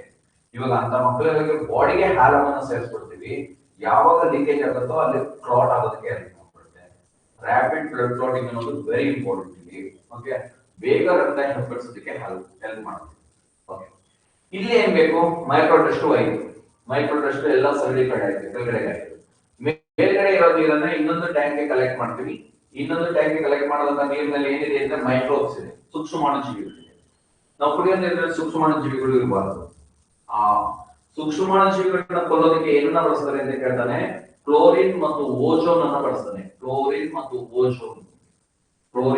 ಓಜೋನ್ ಅನ್ನ ಬಳಸ್ತೀವಿ. ಓಕೆ, ನೀರಿನ ಶುದ್ಧೀಕರಣದಲ್ಲಿ ಬಳಸುವ ಅನಿಲ ಯಾವುದು ಅಂತ ಕೇಳ್ಬಿಟ್ಟು ಮೊದಲಿಗೆ ಕ್ಲೋರಿನ್ ಅಂತ ಕೊಡ್ತಾ ಇದ್ದಾರೆ, ಟಿಕ್ ಮಾಡ್ಬಿಡ್ತಾ ಇದ್ವಿ. ಕ್ಲೋರಿನ್ ಬ್ರೋಮಿನ್ ಕೂಡ ಕ್ಲೋರಿನ್ ಟಿಕ್ ಮಾಡ್ತಾ ಇದ್ವಿ. ಆಮೇಲೆ ಒಂದ್ ಸ್ವಲ್ಪ ಟ್ವಿಸ್ಟ್ ಮಾಡೋದು ಸಾಧ್ಯತೆ ಮಾಡಿದಾಗ ಪುರಸಭೆಯ ನೀರನ್ನು ಶುದ್ಧೀಕರಿಸಲು ಬಳಸುವ ಅನಿಲ ಯಾವುದು ಅಂತ, ಗ್ರಾಮ ಪಂಚಾಯತಿಗೂ ಅದೇ ಪುರಸಭೆಗೂ ಅದೇ, ನಿಮಗೆ ಗೊಂದಲ ಮಾಡೋದಕ್ಕೋಸ್ಕರ ಮಾಡಿದ್ರೆ ಕ್ಲೋರಿನ್ ಅಂತ ಇತ್ತು. ಇವಾಗ ಮೊನ್ನೆ ಲಾಸ್ಟ್ ಟೈಮ್ ಎಕ್ಸೈಸ್ ಇನ್ಸ್ಪೆಕ್ಟರ್ ನಲ್ಲಿ ಇನ್ನೂ ಒಂದ್ ಹೆಜ್ಜೆ ಮುಂದೆ ಹೋಗಿದ್ದಾನೆ. ಕ್ಲೋರಿನ್ ಮತ್ತು ಓಜೋನ್, ಕ್ಲೋರಿನ್ ಮತ್ತು ಕ್ಲೋರಿನ್ ಈ ತರ ಎರಡೆರಡು ಜೋಡಿ ಮಾಡಿದ್ದಾನೆ. ಕ್ಲೋರಿನ್ ಮತ್ತು ಓಜೋನ್ ಅನ್ನೋದು ಕರೆಕ್ಟ್ ಆಗ್ತದೆ. ಕ್ಲೋರಿನ್ ಅನ್ನ ಬಳಸ್ತಾರೆ. ಈ ಕ್ಲೋರಿನ್ ತುಂಬಾ ಎಕ್ಸಾಮ್ ಕ್ವಶನ್ಸ್ ಆಗಿದೆ. ಲಾಸ್ಟ್ ಟೈಮ್ ಟೆಟ್ ಎಕ್ಸಾಮ್ ಕೂಡ ಕ್ವಶನ್ಸ್ ಆಗಿತ್ತು. ನೀರಿನ ಸೊಂಕನ ಅಂದ್ರೆ ನೀರನ್ನ ಪ್ಯೂರಿಫೈ ಮಾಡೋದಕ್ಕೆ ಯಾವ ಅನಿಲವನ್ನ ಬಳಸ್ತಾರೆ ಅಂತ. ಓಕೆ, ಕ್ರಿಮಿನಾಶಕವಾಗಿ ಯಾವ ಅನಿಲವನ್ನು ಬಳಸ್ತಾರೆ ಅಂತ ಕ್ಲೋರಿನ್ ಅನ್ನ ಬಳಸ್ತಾರೆ. ಇನ್ನೊಂದು ಓಝೋನ್ ಅನ್ನ ಬಳಸ್ತೀವಿ. ಯುವಿ ರೇಸ್ ಅಂತ ಕೇಳಿದ್ದಾರೆ. ಇದನ್ನ AE exam, assistant engineering exam ಗೆ ಕೇಳಿದ್ದಾರೆ. ನೀರಿನ ಒಂದೇ ಕಾರಕವಾಗಿ ಯಾವ ವಿಕಿರಣವನ್ನು ಬಳಸ್ತಾರೆ ಅಂತ. ತುಂಬಾ ಹಿಂದೆ FDA ಕೂಡ ಕ್ವಶನ್ಸ್ ಆಗಿತ್ತು. ನೀರಿನ ಒಂದೇ ಕಾರಕ ನೋಡಿ, ಕರ್ನಾಟಕನೇ ಅರ್ಥ ಆಗಲ್ಲ, ಇಂಗ್ಲಿಷ್ ಅಲ್ಲಿ ತುಂಬಾ ಈಸಿ. ಸ್ಟೆರಿಲೈಸೇಷನ್ ಅಂತ ಕರೀತಾರೆ ಅದಕ್ಕೆ. ನೀರಿನಲ್ಲಿರುವಂತಹ ಸೂಕ್ಷ್ಮಾಣುಜೀವಿಗಳನ್ನ ಕೊಲ್ಲೋದಕ್ಕೆ ಯಾವ ವಿಕಿರಣವನ್ನು ಬಳಸ್ತಾರೆ ಅಂತ ಕೇಳಿದಾಗ ಯುವಿ ರೇಸಸ್ ನ ಬಳಸ್ತಾರೆ. ಅಂದ್ರೆ ನೇರಳಾತೀತ ವಿಕಿರಣಗಳು ಅಂತ ಕರೀತೀವಿ ಕನ್ನಡದಲ್ಲಿ. ನೇರಳಾತೀತ ವಿಕಿರಣಗಳನ್ನ ಇದರೊಳಗೆ ಬಳಸ್ತೀವಿ.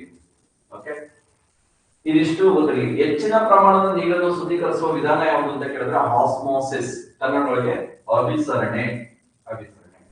ಅದೇ ರೀತಿಯಲ್ಲಿ ಇನ್ನೊಂದು ಉಲ್ಟಾ ಕೇಳಿದ್ರೆ ಇದರೊಳಗೆ ಮುಂದಕ್ಕೆ ಹೋಗೋಣ. ಯಾರಿಗಾದ್ರು ಸಮುದ್ರದ ನೀರನ್ನು ಶುದ್ಧೀಕರಿಸುವ ವಿಧಾನ ಯಾವುದು ಅಂತ ಕೇಳ್ತಾನೆ? ರಿವರ್ಸ್ ಆಸ್ಮೋಸಿಸ್ ಅಂತ ಹೇಳ್ತೀವಿ. Reverse osmosis. ವ್ಯತಿರಿಕ್ತ ಅಭಿಸರಣ ಕ್ರಿಯೆ ಅಂತ ಕರೀತಾರೆ ಕನ್ನಡದೊಳಗೆ. ವ್ಯತಿರಿಕ್ತ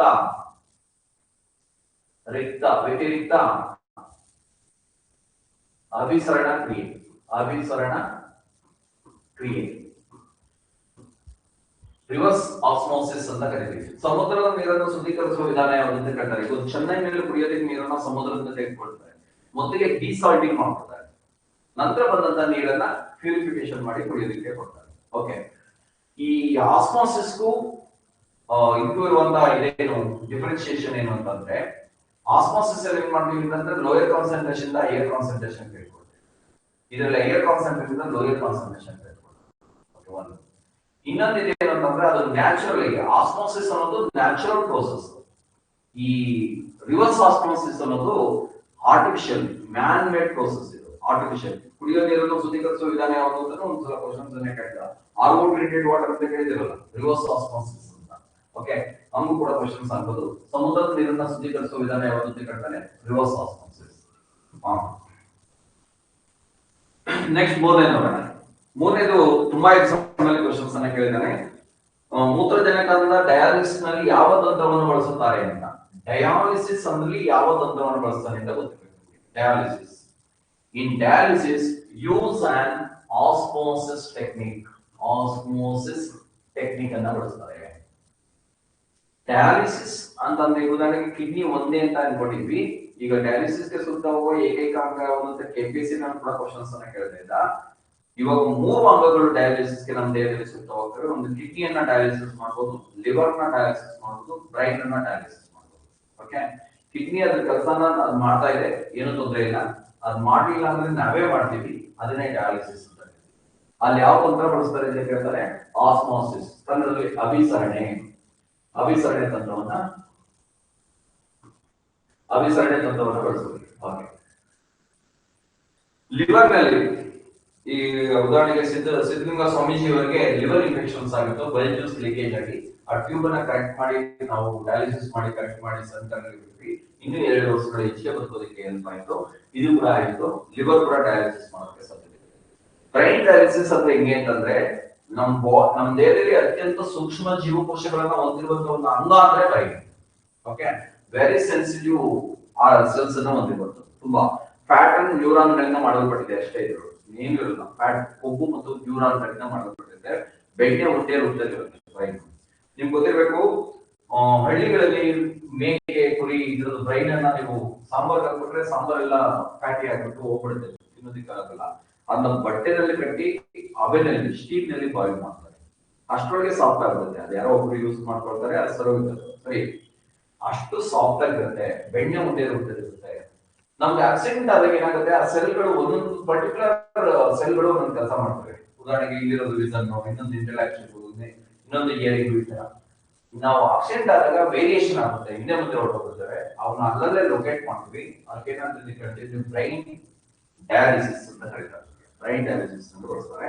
ನಿಮ್ಗೆ ಏನು ಬೇಡ, ಡಯಾಲಿಸಿಸ್ ಬಳಸುವಂತ ತಂತ್ರ ಯಾವುದು ಅಂತ ಕೇಳಿದ್ರೆ ಆಸ್ಮೋಸಿಸ್ ಟೆಕ್ನಿಕ್ ಅನ್ನೋದು. ಓಕೆ, ಇದಿಷ್ಟು ಇದ್ರ ಮೇಲೆ ಅಪ್ಲಿಕೇಶನ್ ಮೇಲೆ ಕೇಳುವಂತ ಪ್ರಶ್ನೆಗಳು. ಎರಡು ರೀತಿಯ ಆಸ್ಮೋಸಿಸ್ ಅನ್ನ ನೋಡಬಹುದು. 2 ಟೈಪ್ಸ್ ಆಫ್ ಆಸ್ಮೋಸಿಸ್. ಇದು ಕೂಡ ಇಂಪಾರ್ಟೆಂಟ್. ಇದ್ರ ಮೇಲೆ ಕೂಡ ಕ್ವಶನ್ಸ್ ಬಂದಿವೆ. ಹೇಗೆ ಬಂದಿದೆ ನೋಡೋಣ. 2 ಟೈಪ್ಸ್ ಆಫ್ ಆಸ್ಮೋಸಿಸ್. ಒಂದು ಎಂಡ್ ಆಸ್ಮೋಸಿಸ್ ಅಂತ ಕರೀತಾರೆ. End osmosis. ಎಂಡ್ ಆಸ್ಮೋಸಿಸ್ ಕನ್ನಡದಲ್ಲೂ ಇದೇ ತರ ಬರೀಬೇಕು. ಮೆಡಿಕಲ್ ತರ ಕನ್ನಡದಲ್ಲಿ ನೀವು ಬರೀತೀವಿ, ಎಂಡ್ ಆಸ್ಮೋಸಿಸ್ ಅಂತಾನೆ ಬರೀತೀವಿ. ಇನ್ನೊಂದು ಎಕ್ಸ್ ಆಸ್ಮೋಸಿಸ್ ಅಂತ ಕರೀತಾರೆ. X osmosis. X osmosis. Okay, end osmosis ಅಂದ್ರೆ ಏನು ಅಂತಂದ್ರೆ, ನೋಡಿ, ನಮ್ಗೆ ಗ್ಲೂಕೋಸ್ ತುಂಬಾ ಸುಸ್ತಾಗ್ಬಿಡ್ತೀವಿ, ಗ್ಲೂಕೋಸ್ ಕೊಡ್ತಾರೆ. ಗ್ಲೂಕೋಸ್ ಒಂದ್ ಸೆಲ್ನಿಂದ ಇನ್ನೊಂದ್ಸಲಿಗೆ ರೀಚ್ ಆದ್ರೆ ಹೋಗುತ್ತೆ ತಾನೆ. ಜೀವಕೋಶದ ಒಳಭಾಗ ಏನಾದ್ರು ಎಂಟ್ರಿ ಆದ್ರೆ ನ್ಯೂಟ್ರಿಷನ್ಸ್, ಅದನ್ನ ಎಂಡ್ ಆಸ್ಮೋಸಿಸ್ ಅಂತ ಕರೀತಾರೆ. Okay, enter into the cell. Okay, ಅದು ನೀವು ನನಗೆ ಸೀ ಫಿಶ್ ಅನ್ನ, ಸಮುದ್ರದ ಮೀನನ್ನ ಸ್ವೀಟ್ ವಾಟರ್ ಮೇಲೆ ಇಟ್ರೆ ಏನಾಗುತ್ತೆ? ಸ್ವೀಟ್ ವಾಟರ್ ಸ್ಪೆಲ್ಲಿಂಗ್ ಆಗುತ್ತೆ. ಉಪ್ಪಿನಂಶ ಜಾಸ್ತಿ ಇರುತ್ತದು. ನೀರಿನ ಅಂಶವನ್ನ ಯಾವಾಗ ತೆಗೆದುಕೊಳ್ಳೋದು ಸ್ಪೆಲ್ಲಿಂಗ್ ಆಗುತ್ತೆ, ಊದ್ಕೊಳ್ಳುತ್ತೆ, ಇಮಿಡಿಯೇಟ್ ಆಗಿ ಸೊತ್ತಾಗ್ಬಿಡುತ್ತೆ. ಕಾರಣ ಎಂಡ್ ಆಸ್ಮೋಸಿಸ್. ಸಮುದ್ರದ ನೀರನ್ನ ಸಿಹಿ ನೀರಿಗೆ ಹಾಕಿದಾಗ ಏನಾಗುತ್ತೆ ಅಂದ್ರೆ ಸೊತ್ತೋಗುತ್ತೆ ಅನ್ನೋದು ನಾವು ಕ್ವಶನ್ಸ್ಗೆ ಆಪ್ಷನ್ ಆನ್ಸರ್ ಆಗುತ್ತೆ. ಇನ್ನೊಂದು ಯಾಕೆ ಸೊತ್ತೋಗುತ್ತೆ ಅಂತ ಹೇಳಿ due to endosmosis. Okay, ಒಳಭಾಗಕ್ಕೆ ನೀರು ಸೇರ್ಕೊಳ್ಳೋದ್ರಿಂದ ಎಂಡ್ ಆಸ್ಮೋಸಿಸ್ ಆಗುತ್ತೆ. Nutritions enter into the cell ಅಂತ ಬೇಕಾದ್ರೆ ಇನ್ನೊಂದು ಎಕ್ಸಾಂಪಲ್ ಅನ್ನು ನೋಡಬಹುದು. ಎಕ್ಸಾಸ್ಮೋಸಿಸ್ ಹೆಸರು ಹೇಳ್ತಾರೆ, ಜೀವಕೋಶದಿಂದ ಏನಾದ್ರು ಹೊರಗಡೆ ಬಂದ್ರೆ, ನ್ಯೂಟ್ರಿಷನ್ಸ್ ಹೊರಗಡೆ ಬಂದ್ರೆ ಅದನ್ನ ಎಕ್ಸಾಸ್ಮೋಸಿಸ್ ಅಂತ ಕರಿತೀವಿ. ಇದನ್ನ ನೀವು ಎಲ್ಲೆಲ್ಲಿ ನೋಡಬಹುದು ಅಂದ್ರೆ ಫುಡ್ ಐಟಮ್ಸ್ ಗಳಲ್ಲಿ ಕೆಲವನ್ನ ನೋಡಬಹುದು. ನೀರ್ ಬಿಟ್ಕೊಬಿಡುತ್ತೆ ಅಂತ ಹೇಳ್ತಾರೆ. ಉದಾಹರಣೆಗೆ ಕೋಸಂಬರಿ ಅಂತ ಮಾಡ್ತೀವಿ. ಕೋಸಂಬರಿಗೆ ಉಪ್ಪನ್ನ ಯಾವಾಗ ಹಾಕ್ತಿವಿ? ಇನ್ನೇನ್ ಬಡಿಸೋ ಹಂತದಲ್ಲೇ ಹಾಕ್ತಿವಿ. ಯಾಕೆ ಮೊದಲೇ ಹಾಕ್ಬಾರ್ದು? ಮೊದಲೇ ಹಾಕಿದ್ರೆ ಏನಾಗುತ್ತೆ, ಅದರಲ್ಲಿರುವ ನೀರನ್ನೆಲ್ಲ ಹೊರಗಡೆ ತೆಗೆದುಕೊಳ್ಳುತ್ತೆ, ಎಕ್ಸಾಸ್ಮೋಸಿಸ್ ಆಗ್ಬಿಡುತ್ತೆ. ಅವಾಗ ನಮ್ಗೆ ನೀರ್ ಬಿಟ್ಕೊಳ್ಬಿಡುತ್ತೆ. ಅದಕ್ಕೋಸ್ಕರ ಲೇಟ್ ಆಗಿ ಹಾಕ್ತಾರೆ. ಓಕೆ, ನೆಕ್ಸ್ಟ್ ಇದು ಉಲ್ಟಾ. ಸ್ವೀಟ್ ವಾಟರ್, ಸ್ವೀಟ್ ವಾಟರ್, ಸಿಹಿ ನೀರಿನ ಮೀನನ್ನ ನೀವೇನಾದ್ರೂ ಸಿ ವಾಟರ್ಗೆ ಹಾಕಿಬಿಟ್ರೆ ಇಮಿಡಿಯೇಟ್ ಆಗಿ ಸತ್ತೋಗುತ್ತೆ. ಕಾರಣ ಎಕ್ಸಾಸ್ಮೋಸಿಸ್ ಆಗುತ್ತೆ. ಅದರಲ್ಲಿರುವಂತ ನೀರಿನ ಅಂಶ ಹೊರಗಡೆ ಬರುತ್ತೆ. ಉಪ್ಪಿನಂಶ ಸರೌಂಡಿಂಗ್ಸ್ ನೀರಿನಲ್ಲಿ ಜಾಸ್ತಿ ಇರುತ್ತೆ. ಆ ಮೀನಲ್ಲಿರುವಂತ ನೀರಿನ ಅಂಶನೆಲ್ಲ ಹೊರಗಡೆ ತೆಗೆದುಕೊಳ್ಳುತ್ತೆ, ಡ್ರೈ ಆಗಿ ಸತ್ತೋಗುತ್ತೆ. ಓಕೆ, ನಿಮ್ಗೆ ಗೊತ್ತಿರಬೇಕು, ಮೊದಲಿಗೆ ಕಾಡು ಜನಗಳೆಲ್ಲ ಬೇಲಿ ಆಡಿ ಪ್ರಾಣಿಗಳ ಮಾಂಸವನ್ನು ತಿಂದು ಬರ್ತಾ ಇದ್ರು. ಮತ್ತೆ ಗೆಡ್ಡೆ ಗೆಣಸು ತಿಂತಾ ಇದ್ರು. ಅದಕ್ಕೆ ರೂಪಾಂತರ ಬಂದ್ಬಿಟ್ಟು ಪ್ರಾಣಿಗಳನ್ನ ಬೇಟೆಯಾಡಿ ಮಾಂಸವನ್ನ ತಿಂತಾ ಇದ್ರು. ಈಗ ಚಿರತೆ ಇದನ್ನೆಲ್ಲ ಏನೋ ಜಿಂಕೆ ಇದೆಲ್ಲ ಹೊಡೆದ್ರೆ ಕೆಜಿ ಗಂಟೆ ಮಟನ್ ಬಿಡುತ್ತೆ. ಏನ್ ಮಾಡ್ತಾ ಇದ್ರು ಅಂತಂದ್ರೆ ಸಣ್ಣ ಸಣ್ಣ ಪೀಸ್ ಗಳನ್ನಾಗಿ ಮಾಡಿ ಅದಕ್ಕೆ ಉಪ್ಪನ್ನ ಸಾರಿ ಕೆಟ್ಟೋಗಂಗೆ ಬಳಸ್ತಾ ಇದ್ರು. ಓಕೆ, ಉಪ್ಪನ್ನ ಸವರದಿಂದ ಏನಾಗುತ್ತೆ, ನೀರಿನ ಅಂಶನೆಲ್ಲ ತೆಗೆದುಬಿಡುತ್ತೆ. ಯಾವಾಗ ನೀರಿನ ಅಂಶವನ್ನು ತೆಗೆದುಬಿಟ್ಟು ಡ್ರೈ ಆಗ್ಬಿಡುತ್ತೋ ಅದು ಹೆಚ್ಚಿಗೆ ದಿನ ಕೆಟ್ಟೋಗ್ತಲ್ಲ. ಓಕೆ, ಪಿಕಲ್ಸ್ ಅಂತ ಕೇಳಿದೀರಾ? ಉಪ್ಪಿನಕಾಯಿ ಹೆಚ್ಚಿಗೆ ದಿನ ಕೆಡದಿರೋದಕ್ಕೆ ಕಾರಣ ಅಂದ್ರೆ ಎಕ್ಸಾಸ್ಮೋಸಿಸ್. ಉಪ್ಪಿನಕಾಯಿಗೂ ಕೂಡ ಸೂಕ್ಷ್ಮ ಜೀವಿಗಳು ಬರ್ತವೆ. ಉದಾಹರಣೆಗೆ ಅದನ್ನ ತಿರುಗಿಸ್ತಾ ಇರಬೇಕು ಅಂತ ಹೇಳ್ತಾರೆ, ಬೂಸ್ಟ್ ಬರಬಾರ್ದು ಇದೆಲ್ಲ. ಅದೇನಾಗುತ್ತೆ ಅಂದ್ರೆ ಬ್ಯಾಕ್ಟೀರಿಯಾಗಳು ಮತ್ತು ಇದೆಲ್ಲ ಹೋದಾಗ ಅದರಲ್ಲಿರುವಂತ ನೀರಿನಂಶ ಎಲ್ಲ ಎಳೆದ್ಬಿಡುತ್ತೆ. ಉಪ್ಪಿನಂಶ ಜಾಸ್ತಿ ಇರೋದ್ರಿಂದ ಅದನ್ನ ಬರಲ್ಲ. ಲಾಂಗ್ ಡ್ಯೂರೇಷನ್, ಹೆಚ್ಚಿಗೆ 1 ವರ್ಷದವರೆಗೂ ಕೂಡ ರಿಟೈನ್ ಮಾಡೋಕೆ ಸಾಧ್ಯತೆ ಇದೆ. ಓಕೆ, ಉಪ್ಪಿನಕಾಯಿ ಹೆಚ್ಚಿಗೆ ದಿನ ಬಳಕೆ ಬರೋ ಕಾರಣ ಏನಂತ ಕೇಳ್ಬಿಟ್ಟು ಎಂಡ್ ಆಸ್ಮೋಸಿಸ್, ಎಕ್ಸಾಸ್ಮೋಸಿಸ್ ಕೊಟ್ಬಿಟ್ರೆ ಎಕ್ಸಾಸ್ಮೋಸಿಸ್ ಅನ್ನೋದು ಕರೆಕ್ಟ್ ಆನ್ಸರ್. ಹನಿ, ಜೇನುತುಪ್ಪ, ಜೇನುತುಪ್ಪವನ್ನ ಲಾಂಗ್ ಡ್ಯೂರೇಷನ್, ದೀರ್ಘಕಾಲ ಸಂಗ್ರಹಿಸಬಹುದು. ಕಾರಣ ಏನು ಅಂತ ಕೇಳಿದ್ರೆ ಎಕ್ಸಾಸ್ಮೋಸಿಸ್. ಅದು ಸ್ವೀಟ್ ಇರುತ್ತೆ, ಗೊತ್ತಿದೆ, ಹನಿ ಅಂತಾನೆ ಹೇಳ್ತಾ ಇದೀವಿ. ಓಕೆ, ಸ್ವೀಟೆಸ್ಟ್ 2-3 ಹೇಳಿದ್ರೆ ಹನಿ ಮೂನು ಜಾಮೂನ್ ಅಂತ ಜೋಕ್ಸ್ ಕೂಡ ಮಾಡ್ತೀರಾ. ಹನಿನಲ್ಲಿ ಏನಾಗುತ್ತೆ ಅಂದ್ರೆ ಸ್ವೀಟ್ ಇರೋದ್ರಿಂದ ಮೈಕ್ರೋಬ್ಸ್ ಅದಕ್ಕೆ ಅಟ್ಯಾಕ್ ಆಗ್ತವೆ, ಎಕ್ಸಾಸ್ಮೋಸಿಸ್ ಆಗೋದ್ರಿಂದ ಸುತ್ತೋಗ್ಬಿಡ್ತವೆ, ಅದರಿಂದ ಹೆಚ್ಚಿಗೆ ದಿನ ಇಡೋದಕ್ಕೆ ಆಗುತ್ತೆ. ಈ ತರ ಮೊದಲಿಗೆ ಏನ್ ಮಾಡ್ತಾ ಇದ್ರು ಅಂದ್ರೆ ಮಡಕೆಗಳಲ್ಲಿ ಇಡ್ತಾ ಇದ್ರು ಜೇನುತುಪ್ಪವನ್ನ ವರ್ಷಾನ್ಗಟ್ಲೆ. ಅದ್ರ ಮೆಡಿಸಿನಲ್ ವ್ಯಾಲ್ಯೂಸ್ ಇದೆ, ಕೆಮ್ಮು ಬಂದ್ರೆ ಎಲ್ಲ ಬಳಸ್ತಾ ಇದ್ರು ಹಳ್ಳಿಗಳಲ್ಲಿ. ಅದೇನಾಗ್ಬಿಟ್ಟು ಹರಡಾಗ್ಬಿಟ್ಟು ಸಕ್ಕರೆ ಆಗಿ ಬಂದ್ಬಿಟ್ಟು ಅದಕ್ಕೆ ಸಕ್ಕರೆ ಅನ್ನುವಂತ ಪದ ಅದರಿಂದನೇ ಬಂತು. ಕಲ್ ಸಕ್ಕರೆ ತರ ಆಗ್ಬಿಟ್ಟು ಅದಕ್ಕೆ ಸರ್ಕಾರ ಅನ್ನುವಂತ ಪದ ಬಂತಾ ಇದೆ. ಓಕೆ, ಹನಿಯಿಂದ ನೋಡಿರ್ತಾರೆ ಎಕ್ಸಾಸ್ಮೋಸಿಸ್ ಆಗುತ್ತೆ ಇದ್ರೊಳಗೂ ಕೂಡ. ಓಕೆ, ಈ ತರದ ಉದಾಹರಣೆಗಳನ್ನ ಒಂದಷ್ಟು ಡ್ರೈ ಗ್ರೇಪ್ಸ್ ಇದೆಯಲ್ಲ, ಅದು ಡ್ರೈ ಗ್ರೇಪ್ಸ್ ಅದರಲ್ಲಿರುವಂತ ನೀರಿನಂಶ ಎಲ್ಲ ಹೊರಗಡೆ ಬಂದ್ಬಿಡುತ್ತೆ, ಹೆಚ್ಚಿನ ರಿಟೈನ್ ಮಾಡೋದಕ್ಕೆ ಹೆಲ್ಪ್ ಮಾಡುತ್ತೆ. ಅದಕ್ಕೆ ಬೆಲ್ಲದ ಪಾಕ ಕೂಡ ಯಾಕಾಗ್ತಾರೆ, ನೀರಿನಂಶ ಬೇಗ ಡ್ರೈ ಆಗಲಿ ಅಂತ ಹಾಕಿರ್ತಾರೆ. ಇವೆಲ್ಲವೂ ಕೂಡ ಎಕ್ಸಾಸ್ಮೋಸಿಸ್. ಇನ್ನೊಮ್ಮೆ ಹೇಳ್ಬಿಡ್ತೀನಿ, ಆಸ್ಮೋಸಿಸ್ ಅಲ್ಲಿ ಎರಡು ರೀತಿ ಆಸ್ಮೋಸಿಸ್ ನೋಡ್ಬೋದು. ಒಂದು ಎಂಡ್ ಆಸ್ಮೋಸಿಸ್, ಇನ್ನೊಂದು ಎಕ್ಸಾಸ್ಮೋಸಿಸ್. ಕನ್ನಡದಲ್ಲಿ ಬಂದ್ರೆ ಹಿಂಗೆ ಬರೀಬೇಕು, ಇದು ಮೆಡಿಕಲ್ ಟರ್ಮ್ಸ್. ಓಕೆ, ಎಂಡಾಸ್ಮೋಸಿಸ್ ಅಂದ್ರೆ the nutritions enter into the cell, ಜೀವಕೋಶಗಳಿಗೆ ಹೋಗ್ಬೋದು. ಓಕೆ, ಅದಕ್ಕೆ ನಾವು ಏನಂತ ಕರಿತೀವಿ ಅಂದ್ರೆ ಎಂಡಾಸ್ಮೋಸಿಸ್ ಅಂತ ಕರಿತೀವಿ. ಒಳಭಾಗಕ್ಕೆ ಬರೋದು. ಫಾರ್ ಎಕ್ಸಾಂಪಲ್, ಶೀ ಫಿಶ್ ಅನ್ನು ಸ್ವೀಟ್ ವಾಟರ್ ನಲ್ಲಿ ಇಟ್ಟರೆ ಏನಾಗುತ್ತೆ ಅಂದ್ರೆ ಮೊದಲಿಗೆ ಸತ್ತೋಗ್ಬಿಡುತ್ತೆ. ಕಾರಣ ಏನಂತಂದ್ರೆ ಎಂಡಾಸ್ಮೋಸಿಸ್, ಅದ್ರಲ್ಲಿ ಉಪ್ಪಿನಾಂಶ ಜಾಸ್ತಿ ಇರುತ್ತೆ, ನೀರಿನಾಂಶವನ್ನು ಜಾಸ್ತಿ ಹಾಕೊಂಡ್ಬಿಡುತ್ತೆ, ಅದು ಸ್ವೆಲ್ಲಿಂಗ್ ಆಗ್ಬಿಟ್ಟು ಸತ್ತೋಗ್ಬಿಡುತ್ತೆ. ಓಕೆ, ಎಕ್ಸಾಸ್ಮೋಸಿಸ್ ಅಂದ್ರೆ ಸೆಲ್ ಇರುವಂತ ನ್ಯೂಟ್ರಿಷನ್ಸ್ ಹೊರಭಾಗಕ್ಕೆ ಬಂದ್ಬಿಡುತ್ತೆ, ಎಕ್ಸ್ ಔಟ್ ಅಂತ. ಉದಾಹರಣೆಗೆ ಫುಡ್ ಐಟಮ್ಸ್, ಕೆಲವಕ್ಕೆ ಕೋಸಂಬರಿ ಕೆಲ ಹೇಳಿದೆ, ಉಪ್ಪನ್ನು ಮಿಕ್ಸ್ ಮಾಡಿದ್ರೆ ನೀರು ಬಿಟ್ಕೊಡುತ್ತೆ ಅಂತ ಹೇಳಿದೆ, due to exosmosis. Next sweet water ನಲ್ಲಿ ಅಥವಾ ಫ್ರೆಶ್ ವಾಟರ್ ನಲ್ಲಿ ಇರುವಂತ ಮೀನನ್ನ ಸಿ ವಾಟರ್ ಗೆ ತೆಗೆದುಕೊಂಡು ಹೋಗ್ಬಿಟ್ರೆ ಇಲ್ಲ ಆಗೋದು ಎಕ್ಸಾಸ್ಮೋಸಿಸ್. ಫ್ರೆಶ್ ವಾಟರ್ ನಲ್ಲಿ ಇರುವಂತ ಸಿ ವಾಟರ್ ಗೆ ತೆಗೆದುಕೊಂಡು ಹೋಗ್ಬಿಟ್ರೆ ಏನಾಗುತ್ತೆ ಅಂತಂದ್ರೆ ಸರೌಂಡಿಂಗ್ಸ್ ಅಲ್ಲಿ ಉಪ್ಪಿನಾಂಶ ಜಾಸ್ತಿ ಇರೋದ್ರಿಂದ ನೀರನ್ನೆಲ್ಲ ಎಳ್ದಾಗ್ಬಿಡುತ್ತೆ, ಮೀನು ಬೇಗ ಡ್ರೈ ಆಗ್ಬಿಡುತ್ತೆ, ಡಿಹೈಡ್ರೇಷನ್ ಯಾವಾಗ ಆಗುತ್ತೆ. ಪಿಕಲ್ಸ್, ಉಪ್ಪಿನಕಾಯಿ. ಆ ಉಪ್ಪಿನಕಾಯಿ ದೀರ್ಘಕಾಲ ಬಳಕೆ ಬರೋದಕ್ಕೆ ಕಾರಣ ಏನಂತಂದ್ರೆ ಅದರ ಸೂಕ್ಷ್ಮಾಣುಜೀವಿಗಳು ಬಿದ್ದ ತಕ್ಷಣ ಎಕ್ಸಾಸ್ಮೋಸಿಸ್ ಆಗುತ್ತೆ, ಸತ್ತೋಗ್ಬಿಡ್ತವೆ. ಯಾವಾಗ ಸೂಕ್ಷ್ಮಾಣುಜೀವಿಗಳು ಸಸ್ಟೈನ್ ಆಗಲ್ವೋ ಅದು ಕೆಟ್ಟೋಗ್ತವೆ. ಅಲ್ಲಿ ಜೇನುತುಪ್ಪದಲ್ಲೂ ಅಷ್ಟೇ, ಅದ್ರಲ್ಲಿ ಸ್ವೀಟ್ ಇದೆ, ಎಲ್ಲಿ ಸ್ವೀಟ್ ಇರುತ್ತೋ ಅಲ್ಲಿ ಸೂಕ್ಷ್ಮಾಣುಜೀವಿಗಳು ಸಹಜವಾಗಿ ಬರ್ತವೆ. ಆದ್ರೆ ಏನಾಗುತ್ತೆ ಅಂದ್ರೆ ಎಕ್ಸಾಸ್ಮೋಸಿಸ್, ಅದರಲ್ಲಿರುವಂತ ನ್ಯೂಟ್ರಿಷನ್ ವ್ಯಾಲ್ಯೂಸ್ ಎಲ್ಲ ಹೊರಗಡೆ ಬಂದ್ಬಿಡೋದ್ರಿಂದ ಸಾವನ್ನಪ್ಪುತ್ತವೆ.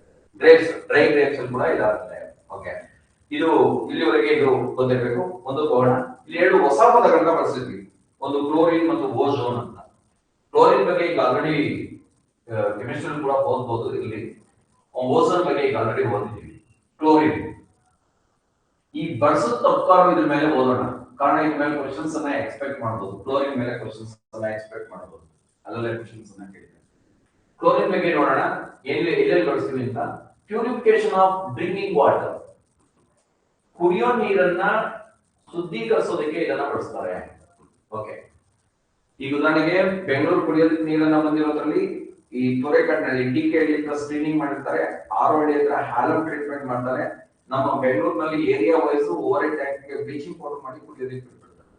ನೀವು CMC ವಾಟರ್ ನ ಸ್ಮೆಲ್ ಮಾಡಿದ್ರೆ ಬ್ಲೀಚಿಂಗ್ ಪೌಡರ್ ಸ್ಮೆಲ್ ಇರುತ್ತೆ, ಕಾರಣ ಕ್ಲೋರಿನೇಷನ್ ಅನ್ನ ಮಾಡಿರ್ತಾರೆ.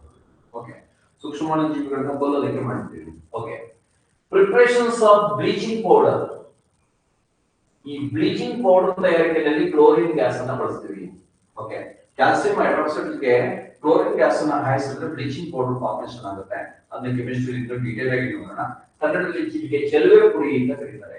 ಚೆಲುವೆ ಪುಡಿ ಅನ್ನಂತ ಮುಖಕ್ಕೆ ಹಾಕೊಳಕ್ ಹೋಗ್ಬೇಡಿ, ಇರೋ ಬ್ಯೂಟಿ ಹೊರಟೋಗ್ಬಿಡುತ್ತೆ. ಇದ್ರ ಹೆಸರು ಬ್ಲೀಚ್ ಮಾಡ್ತಾರೆ, ಅದಕ್ಕೋಸ್ಕರ ಬ್ಲೀಚಿಂಗ್ ಪೌಡರ್ ಅಂತ ಕರೀತಾರೆ. ಈ 2 ಪದಗಳು ಗೊತ್ತಿರಲಿ, ಕಾರಣ ಎಷ್ಟೋ ಚೆಲುವೆ ಪುಡಿ ಅಂತ ಗೊತ್ತಿರೋದ್ರಿಂದ ಬ್ಲೀಚಿಂಗ್ ಪೌಡರ್ ಪದಗಳನ್ನ ಬಳಸ್ತಾರೆ, ನೋಡಿರ್ಬೇಕು. ಬ್ಲೀಚಿಂಗ್ ಪೌಡರ್ ಕೇಳಿದ್ದಾರೆ. ಬ್ಲೀಚಿಂಗ್ ಪೌಡರ್ ಗೆ ಕ್ಯಾಲ್ಸಿಯಂ ಆಕ್ಸಿಕ್ಲೋರೈಡ್ ಅಂತ ಕರೀತಾರೆ. ರಾಸಾಯನಿಕ ಹೆಸರಿನ ಒಂದು ಕ್ವಶನ್ಸ್ ಕೇಳ್ತಾನೆ, ಕ್ಯಾಲ್ಸಿಯಂ ಆಕ್ಸಿಕ್ಲೋರೈಡ್ ಅಂತ ಕರೀತಾರೆ.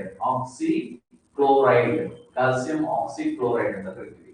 ಓಕೆ, ಇದ್ರ ಮಾಲಿಕ್ಯುಲರ್ ಫಾರ್ಮುಲಾ ಕೇಳ್ತಾನೆ, CaOCl2. ಸೈನ್ಸ್ ಅಲ್ಲಿ ತುಂಬಾ ಈಸಿಯಾಗಿ ಅರ್ಥ ಆಗುತ್ತೆ. ಕ್ಯಾಲ್ಸಿಯಂ, O ಇದೆ, ಆಕ್ಸಿಕ್ಲೋರೈಡ್. ಓಕೆ, ಮಾಲಿಕ್ಯುಲರ್ ಫಾರ್ಮುಲಾ ಕೂಡ ಇಂಪಾರ್ಟೆಂಟ್ ಆಗುತ್ತೆ. PSI ಗೆ ಮಾಲಿಕ್ಯುಲರ್ ಫಾರ್ಮುಲಾ ಕೂಡ ಕೇಳಿದ್ದಾನೆ. ಬ್ಲೀಚಿಂಗ್ ಪೌಡರ್, ಬ್ಲೀಚಿಂಗ್ ಪೌಡರ್ ರಾಸಾಯನಿಕ ಹೆಸರು ಇರುವುದು ಈ KS ಕೂಡ ಪ್ರಾಕ್ಟಿಕಲ್ ಫಾರ್ಮಿಂಗ್ ಕ್ವೆಶ್ಚನ್ಸ್ ಆಗಿದೆ, ಗೊತ್ತಿರಬೇಕು. ನೆಕ್ಸ್ಟ್, ಇದನ್ನ ಡಿಸ್ಇನ್ಫೆಕ್ಟೆಂಟ್ ಆಗಿ ಬಳಸ್ತಾರೆ.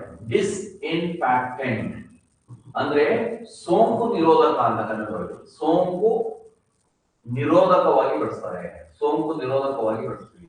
ಫ್ಯೂಮಿಗೇಷನ್ ಮಾಡೋದಕ್ಕೆ ಬಳಸ್ತಾರೆ. ನಿಮ್ಗೆ ಗೊತ್ತಿರಬೇಕು ಕರೋನಾ ಟೈಮ್ ನಲ್ಲಿ ಬೆಂಗಳೂರಿನಲ್ಲಿ ಲಾರಿಗಳಲ್ಲಿ ಆ ಕಡೆ ಚರಂಡಿಗಳಿಗೆ ಈ ಕಡೆ ಚರಂಡಿಗಳಿಗೆ ಹೊಗೆ ರೂಪದಲ್ಲಿ ಕೊಟ್ಕೊಂಡು ಹೋಗ್ತಾ ಇದ್ರು, ಕ್ಲೋರಿನೇಷನ್ ಮಾಡ್ತಾ ಇದ್ರು. ಅಲ್ಲಿ ಮಸ್ಕಿಟೋಸ್, ಮೈಕ್ರೋಬ್ಸ್ ಇದೆಲ್ಲ ಮಾಡ್ತಾ ಇದ್ರು. ಇದನ್ನು ಸೋಂಕು ನಿರೋಧಕ ಡಿಸ್ಇನ್ಫೆಕ್ಟೆಂಟ್ ಆಗಿ ಮಾಡ್ತೀವಿ. ನೆಕ್ಸ್ಟ್ ಡ್ರೈಯಿಂಗ್ ಏಜೆಂಟ್ ಆಗಿ ಬಳಸ್ತಾರೆ.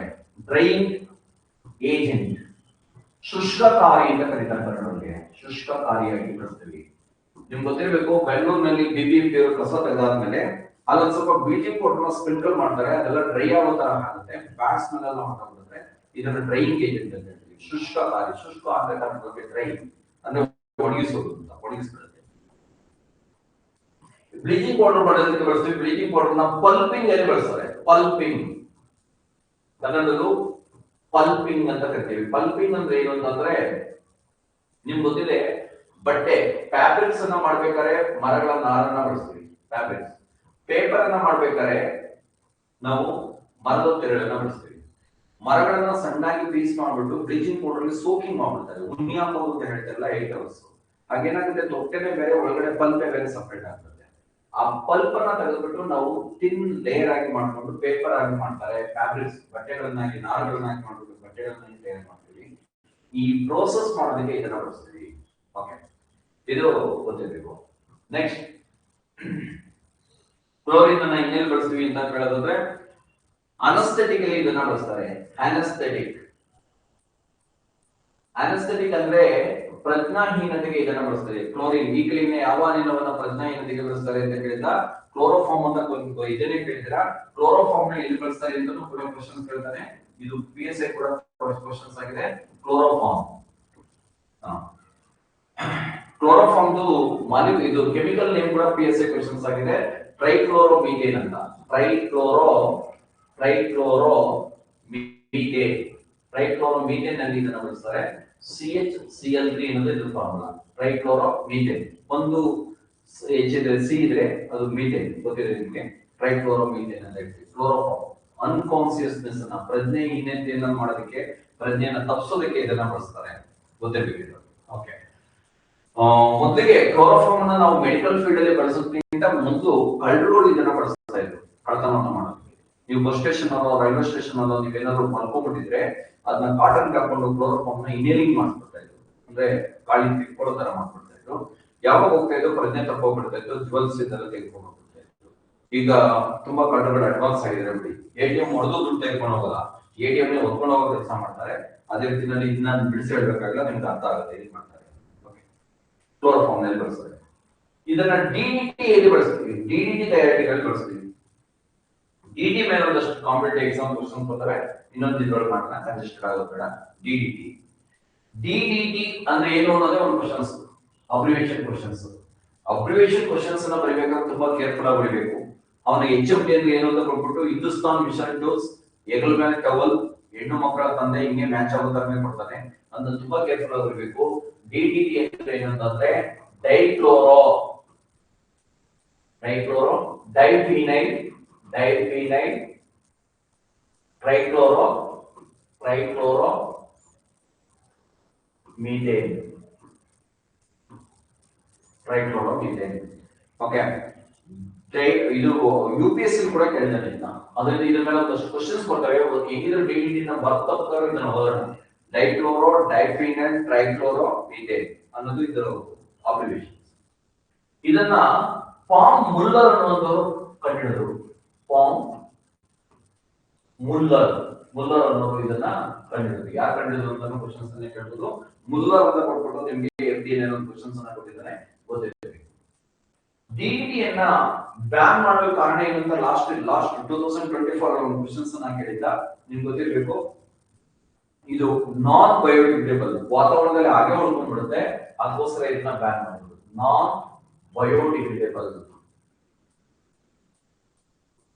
ಅಂದ್ರೆ ಜೈವಿಕವಾಗಿ ಶಿಥಿಲಗೊಳ್ಳುವುದಿಲ್ಲ.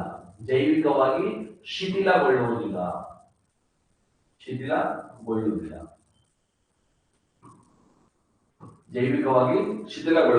ಅದರಿಂದ ಇದನ್ನ ಬ್ಯಾನ್ ಮಾಡಿದ್ರು.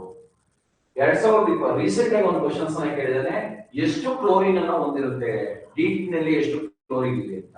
ಮೊದಲನೇದು 2, ಎರಡನೇದು 3, ಮೂರನೇದು 5 ಈ ತರ ಕೊಟ್ಕೊಂಡಾಗ ನೀವು ಡೈಕ್ಲೋರೋ ಅಂತ ಪದ ಬಳಸ್ತಿರಲ್ಲ, ಡೈ ಎಂದಾಗ 2 ಟಿಕ್ ಮಾಡ್ಬಿಟ್ರೆ ಹೋಗ್ಬಿಡುತ್ತೆ ಮಾರ್ಕ್ಸ್. ಟ್ರೈಕ್ಲೋರೋ ಅಂತ 3 ಬಳಸ್ಬಿಟ್ರೆ ಅದು ಹೊರಟೋಗ್ಬಿಡುತ್ತೆ. ಎರಡನ್ನೂ ಕೊಡಿದ್ರೆ 5 ಅನ್ನೋ question. So it contains 5 chlorine, 5 chlorine ಗಳನ್ನ ಹೊಂದಿರುತ್ತೆ, 5 ಕ್ಲೋರಿನ್ ಆಟಮ್ ಗಳನ್ನ ಹೊಂದಿರುತ್ತೆ. ಇದು ಕೂಡ ಕ್ವಶನ್ಸ್ ಆಗಿದೆ. ಅತಿ ಹೆಚ್ಚು ಬಯೋಮ್ಯಾಗ್ನಿಫಿಕೇಶನ್ ಹೊಂದಿರೋದು ಬಯೋಮ್ಯಾಗ್ನಿಫಿಕೇಶನ್ ಜೈವಿಕ ಸಾಂದ್ರತಾಭಿವೃದ್ಧಿ ಅಂತ ಕರೀತಾರೆ, ಅಥವಾ ಜೈವಿಕ ಸಂವರ್ಧನೆ ಅಂತ ಕರೀಬಹುದು. ಜೈವಿಕ ಸಂವರ್ಧನೆ ಅಂದ್ರೆ ಏನು ಅಂತಂದ್ರೆ, ವಿಷಕಾರಕ ರಾಸಾಯನಿಕ ವಸ್ತುಗಳು ಆಹಾರದ ಸರಪಳಿಯಲ್ಲಿ ಮುಂದುವರಿಯೋದಕ್ಕೆ ನಾವೇನಂತ ಕರಿತೀವಿ ಅಂದ್ರೆ ಜೈವಿಕ ಸಂವರ್ಧನೆ ಅಂತ ಕರಿತೀವಿ. ತುಂಬಾ ಹಿಂದೆ ಗ್ರಾಸ್ ಲ್ಯಾಂಡ್ ನಲ್ಲಿ ಮಿಡತೆಗಳು ಬಿಟ್ಬಿಟ್ಟು ಆ ಮಿಡತೆಗಳನ್ನ ಕಂಟ್ರೋಲ್ ಮಾಡಕ್ ಆಗಿಲ್ಲ. ಏನ್ ಮಾಡೋದು, DDT ಅನ್ನ ಸ್ಪ್ರೇ ಮಾಡೋದು ಗ್ರಾಸ್ಗೆ. DDT ಎಲ್ಗೋಯ್ತು, ಗ್ರಾಸ್ ಹೋಯ್ತು. ಆ ಗ್ರಾಸ್ ಅನ್ನ ಕೌಗೆ ಬಳಸಿದ್ವಿ. DDT ಎಲ್ಲಿ ಬಂತು, ಕೌ ಬಂತು. ಕೌ ಕರೆದಂತ ಹಾಲು ಪಾಯ್ಸನ್ ಆಗಿತ್ತು. ಈ ತರ ಫುಡ್ ಚೈನ್ ಮೂಲಕ ಏನಾದ್ರು ಬಂದ್ಬಿಟ್ರೆ ಅದನ್ನ ಬಯೋಮ್ಯಾಗ್ನಿಫಿಕೇಶನ್ ಅಂತ ಕರಿತೀವಿ. ಬಯೋಮ್ಯಾಗ್ನಿಫಿಕೇಶನ್ ಎಫೆಕ್ಟ್ ಅಲ್ಲಿ ತುಂಬಾ ಕಾಯಿಲೆಗಳು ಕೂಡ ಬಂದಿವೆ. ನೀವು ಮಿನಮಾಟ ಅಂತ ಒಂದು ಕಾಯಿಲೆ ಕೇಳಿದ್ದೀರಾ? ಪ್ರಿಂಟಿಂಗ್ ಪ್ರೆಸ್ ಗಳಲ್ಲಿ ಮರ್ಕ್ಯುರಿಯನ್ನ ಬಳಸ್ತಾರೆ. ಆ ಮರ್ಕ್ಯುರಿ ಡಿಸಾಲ್ವ್ ಆಗಿ ಸಮುದ್ರಕ್ಕೆ ಸೇರಿರುತ್ತೆ. ಅಲ್ಲಿ ಫಿಶ್ ಅದನ್ನ ತಿನ್ನುತ್ತೆ. ಆ ಫಿಶ್ ಅನ್ನು ನಾವು ತಿಂತೀವಿ. ಮರ್ಕ್ಯುರಿ ನಮ್ಮ ಬಾಡಿಗೆ ಬಂದು ಮಿನಮಾಟ ಅನ್ನೋ ಕಾಯಿಲೆ ಬರುತ್ತೆ. ಇಡಾಯಿ ಕ್ಯಾಡ್ಮಿಯಂ ಕೂಡ ಇದೇ ರೀತಿನಲ್ಲಿ ಬರುತ್ತೆ. ಈ ತರ ಬಯೋಮ್ಯಾಗ್ನಿಫಿಕೇಶನ್ ಎಫೆಕ್ಟ್ ಮೇಲೆ ಕ್ವಶನ್ಸ್ ಜಾಸ್ತಿ ಬರ್ತವೆ. ಇವತ್ತು ಆಗ್ತಾ ಇರುವಂತ ತೊಂದರೆ ಇದು ಒಂದು. ಎಂಡೋಸಲ್ಫಾನ್ ಬ್ಯಾನ್ ಮಾಡೋದಕ್ಕೆ ಇದೇ ಕಾರಣ. ಬಯೋಮ್ಯಾಗ್ನಿಫಿಕೇಶನ್ ತರಕಾರಿಗೆ ಎಂಡೋಸಲ್ಫಾನ್ ನೋಡಿದ್ವಿ, ತರಕಾರಿಯನ್ನು ನಾವು ತಿಂದ್ವಿ, ನಮ್ಮ ಬಾಡಿ ಬಂದ್ಬಿಟ್ಟು ನ್ಯೂರಲಾಜಿಕಲ್ ಡಿಸಾರ್ಡರ್ ಆಯ್ತು. ಆ ರೀತಿನಲ್ಲಿ ಆಗುತ್ತೆ. ಅದನ್ನ ವೆರಿ ಇಂಪಾರ್ಟೆಂಟ್ ಇವತ್ತಿರೋದು ಬಯೋಮ್ಯಾಗ್ನಿಫಿಕೇಶನ್. ಜೈವಿಕ ಸಾಂದ್ರತಾಭಿವೃದ್ಧಿ ಅಂತ ಕರೀತಾರೆ, ಜೈವಿಕ ಸಂವರ್ಧನೆ ಅಂತ ಹೇಳ್ತೀವಿ.